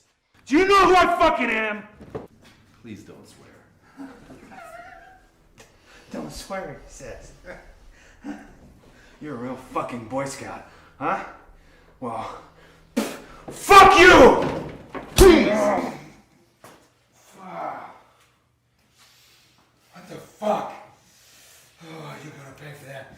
You're gonna pay for that, you fucking psycho! I said, please, don't swear! What do you want from me? What is it? What is it? Is it money? Huh? I got money. How much do you want? I'll get it for you. Fuck! Oh, God. Is it girls? I can get those too. I can get those too. Is that what you want, huh? You want some young pussy? I'll get you that. Ah! Fuck! Fuck! What the fuck? What? What I want is for you to suffer. To suffer. You've made so many others suffer. What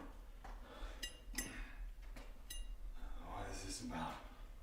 Oh, I think you know what this is about, Howard. What?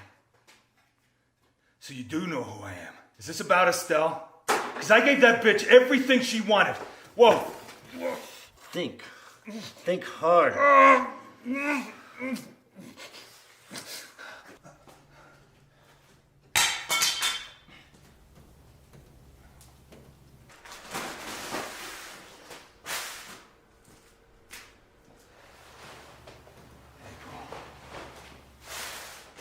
wicked man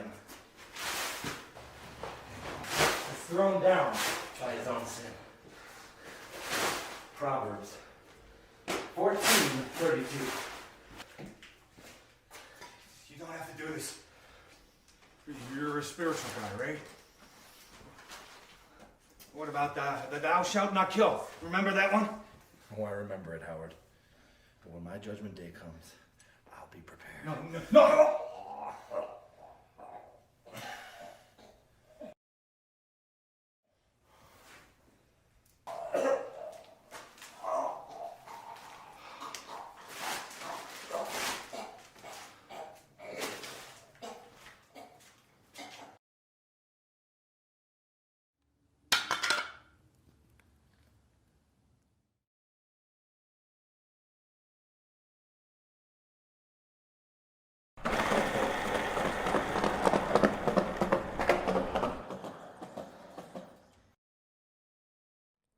I set out to do this so I could learn how to ollie.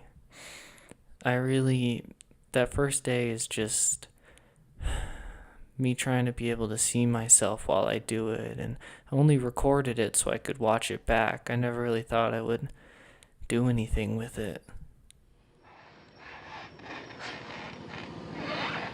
And then, quarantine thing hit, and I thought it might be interesting.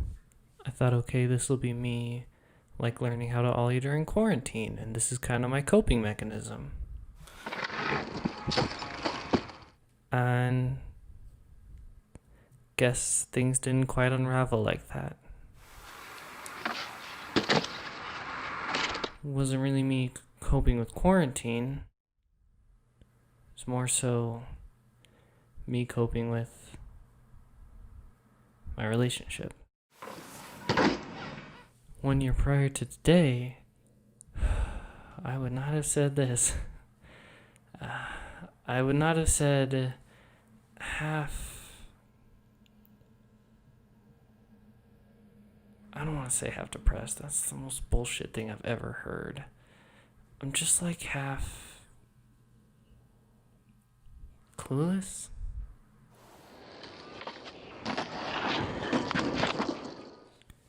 If I were to wake up tomorrow and, he was gone, my day would be the same. It's a pretty independent system. It's very clear that there were other things kind of going through his mind, and us was not one of them. I ask myself, how do I do this? What am I doing? And I just need a result. This is the worst part so far. It's not talking about it, it's not thinking about it. It's not even going behind your back. It's the waiting.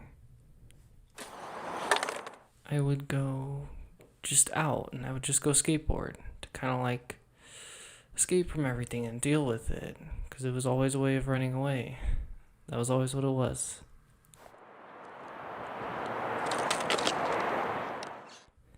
It's so hard to think about that when I start to kind of feel this coming on, my brain shuts it off. I literally don't have the capacity to imagine what it would be like. I just want to know, what should I do? Why can't this be a yes or no? Do I miss him or do I miss what we had? Or do I just miss being loved like that? There we go. That was pretty good.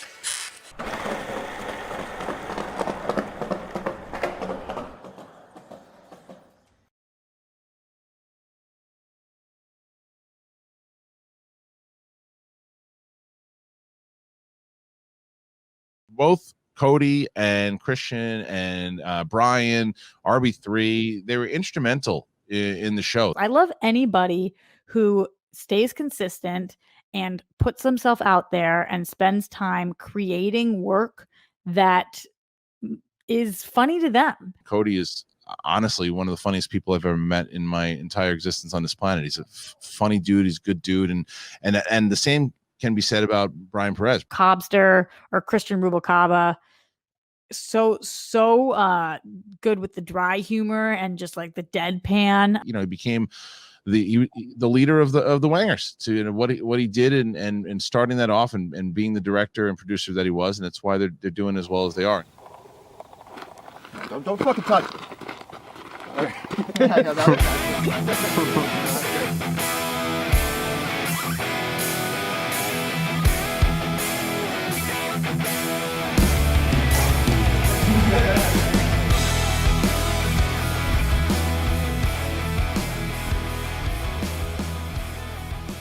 I say one of my earliest memories I've ever had when it comes to movies might have been the first time I ever went to the theaters. My family tell me two different things, that my first movie theater experience was either Toy Story or the first Power Rangers. I've tried to go back to remember what my first movie in a theater was, and I've determined that it was one of two options. It was either The Lost World Jurassic Park or Good Burger. I really hope it was Good Burger, because if that's true, I think that's hilarious. The first movies I remember watching were like all the Disney movies, obviously like the animated Disney movies, and then all the home videos, like all the heavyweights and all the Mighty Ducks and like all that. Those probably came out in theaters, but I remember watching them on VHS at home. I took a course like Intro to Movie 101 or whatever at a community college, and we saw Fargo.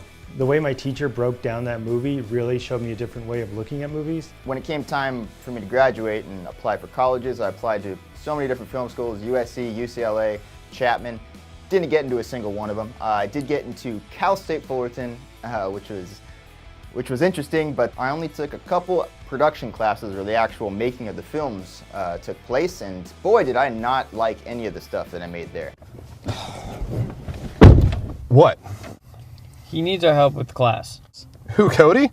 I'm never helping him make a movie again. Are you kidding me, man? I used the same group of friends as actors.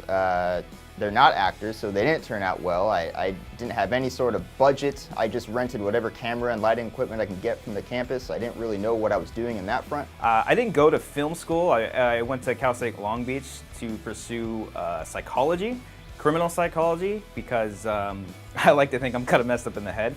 Along the way, I discovered YouTube, and I discovered this passion for movies that maybe I think was secretly hiding in there. I quickly learned that jobs are not easy to come by in the film industry, and I kind of just, kicked the tires for about a year or two, and then I stumbled across the Schmoes Know podcast. The Schmoes Know movie show. The Schmoes Know show. And the rest is history from that point. So the friendship of the Wangers, I don't even know if I would call it a friendship. God.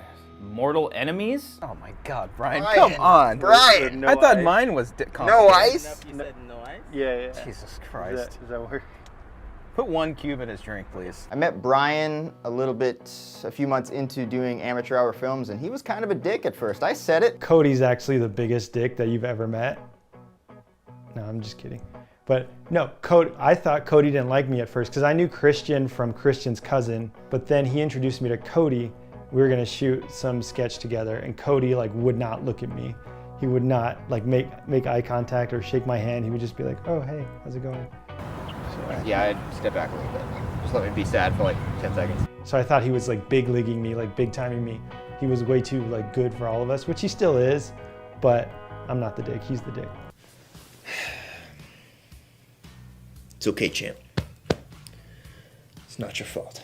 And so from that, we started Amateur Hour Films, which is just our own little sketch comedy group, because that's what it started off being. It started being sketch comedy videos, and then we eventually got into serious short filmmaking. And to say what you will about those early videos, man, I love them a lot. I think they have a charm to them. They have a nostalgic value, and they're really fun to watch. They still hold up for the most part. They're really funny. And then eventually we had Brian come on because we really needed a sound guy. That's all we brought him on for, just to do sound. So once I came along, I said, "Hey, I see you guys do sketches. I have a bunch of audio equipment.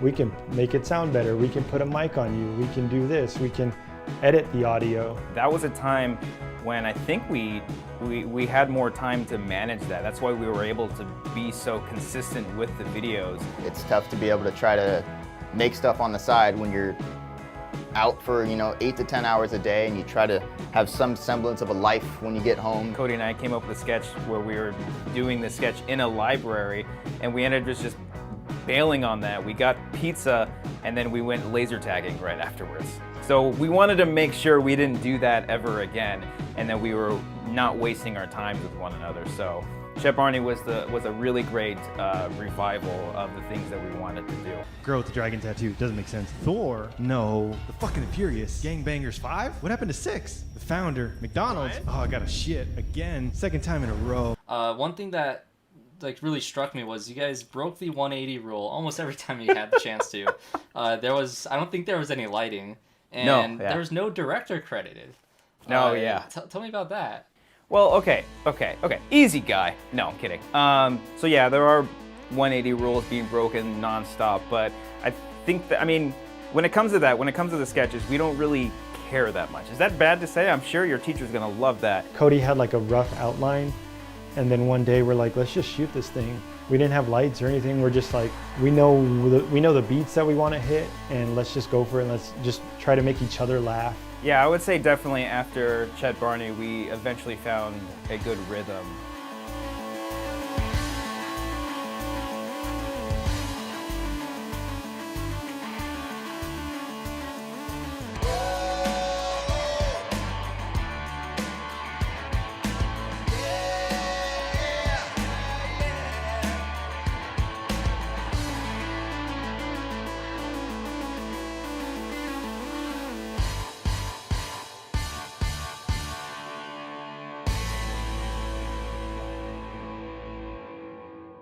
it was just a matter of like when we can time things out, when we could sit down with each other and go over the script and figure out how we're gonna shoot all these different things. And with the sketches just kept getting easier and easier, and the short films became a lot more elaborate because we were doing a lot more things. We were incorporating other people, not just me, Cody, and Brian shooting these. We had a composer, we had other actors, you know, helping us out with all these different things. Because we're so amateur, we didn't want to hire actors that were like professional. We felt like if they came to a set and we were still kind of learning filmmaking, we would just look foolish trying to direct these like polished actors. Teddy was really cool because that was just like our first serious short film that was a direct representation of the script that I wrote.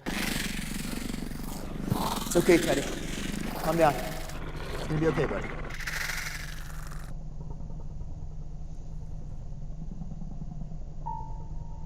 And that was just kind of a weird feeling at first. Me and Brian are trading lines on set, and I was like, I don't know if this is good. Of course, you're insecure about all this stuff, and it doesn't help that I'm acting these lines out at the same time. Teddy was my first time like actually trying to remember lines and trying to recite lines and working off somebody. That was a challenge in itself because I don't know, I can't look back and watch it because I feel like I didn't do my part on the acting side. The thing with us, even if it's a super serious short film or a ridiculous sketch, we're always laughing when the camera's not rolling. We're dying. When it's just Cody and I in a car and we're just cracking each other up, like that's the most fun I have, when I'm just like being my silly self in the front seat and Cody's just dying laughing in the back. I remember back when I got engaged, Christian was like happy, of course, but he was like, all right, we got to make as much stuff as possible because we're not going to be able to hang out anymore. I'm like, that's not going to happen. We're not only juggling this thing on the side, but we also have real jobs. We have lives. Some of us have kids. Only one of us has a kid. Then when I told him I was having a kid, it was like the same exact conversation, but like magnified. I'm like, no, really, it's going to be fine.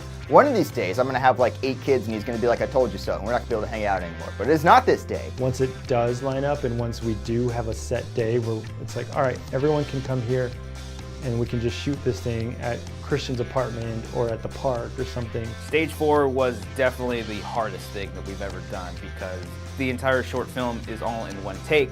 It took a lot more preparation than anything that we've ever done before.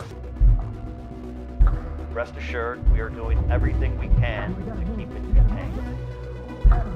Effective immediately, I'm ordering a stage 4 lockdown for all spectators.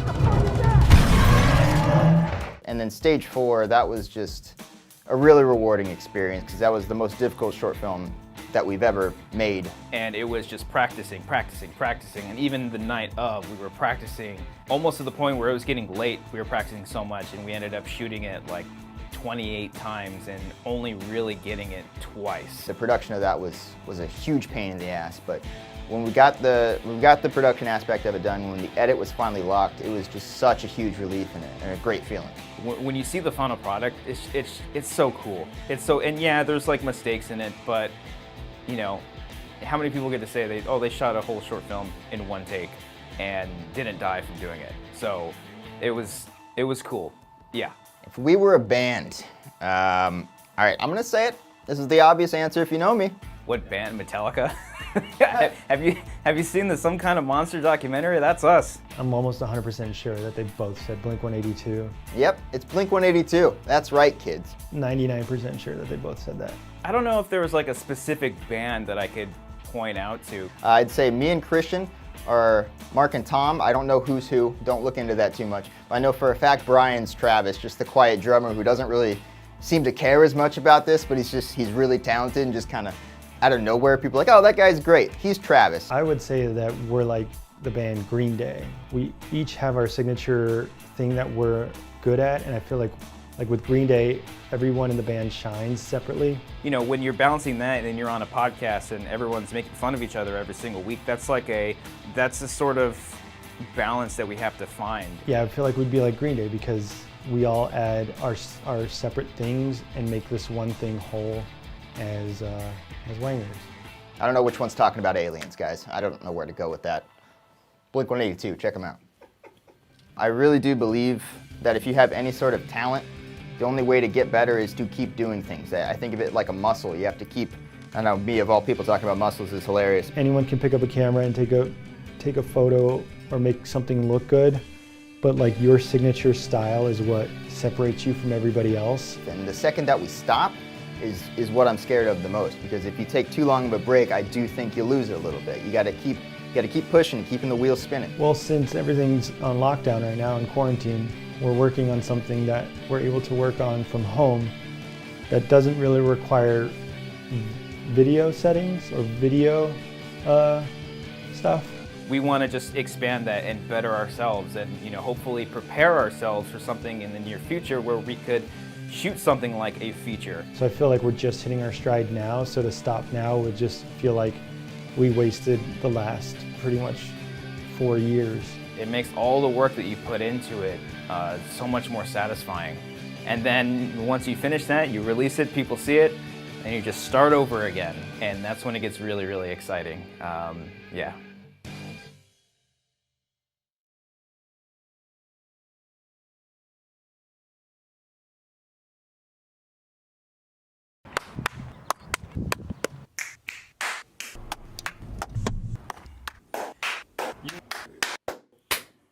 For you, even though we don't really need it.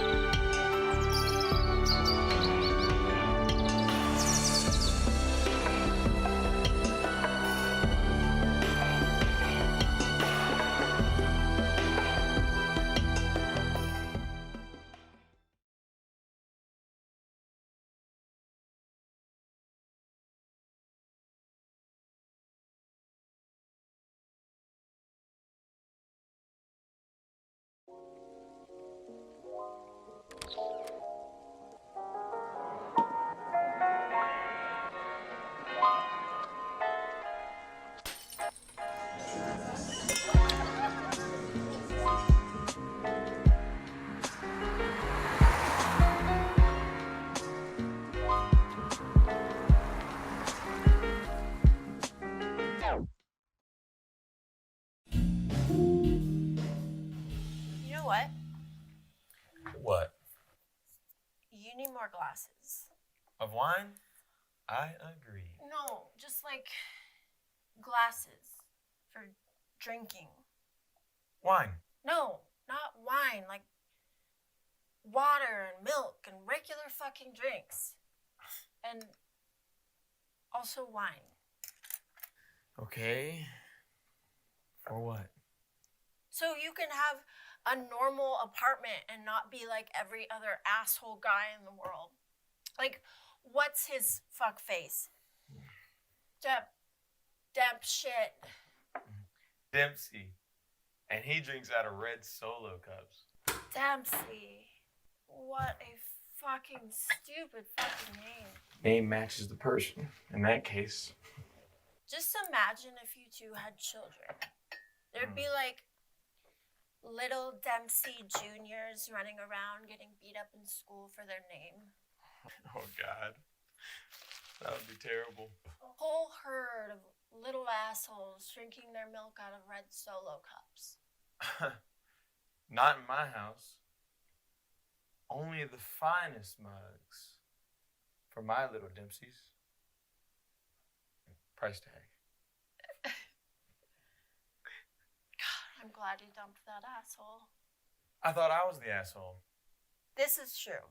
You're a cut above, but still an asshole. How am I an asshole? How are you still living in an apartment? Riddle me that. What reason do I have to not live in an apartment? You're in your 30s. You're ancient as fuck too. Why don't you not live in an apartment? I live in a condo. They're very different things. Well, I didn't hear you complaining last time. The last time you moved was 7 years ago. I thought, he's in his 20s. He's got time. He'll buy drinking glasses and a set of cutlery and nice plates and vacuum, and he'll find someone and get it together. I do have it together. Thank you very much. That's not what you said a minute ago. Well, I have it together more than you. You unhappy married bitch. At least I am married. At least I've got someone to come home to. And I'm not unhappy. I have a good job that I like and a place to live in that I own. With fucking drinking glasses in my china cabinet. Weren't you supposed to be pregnant by now? I mean, you're halfway to death. Shouldn't you start having children before you dry up?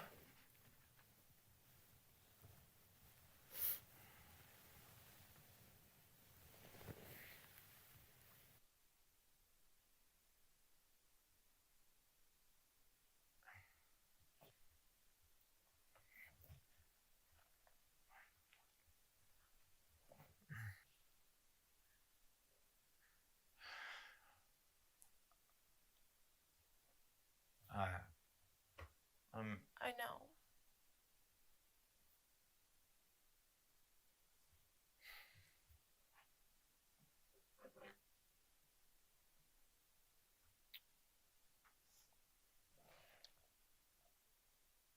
Mom brings it up every time I call. She might as well just have a ringtone that says, "Where are my grandchildren at?" She hasn't mentioned it to me. I can't get her to shut up. She complains about my lackluster dishware, same as you. Fuck. I hate that I'm like her. You're much better. Really? Oh, yeah.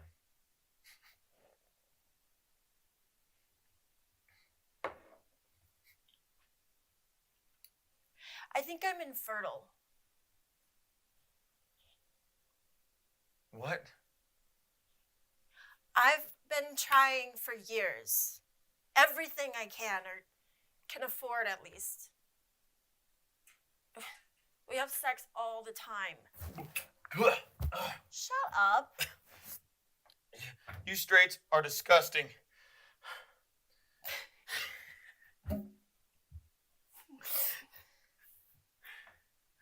You You're not infertile. You want to have kids way too much. That's not how any of that works. Mm-hmm. The universe isn't gonna let you be childless. The universe is the biggest asshole, bar none. Bigger than me?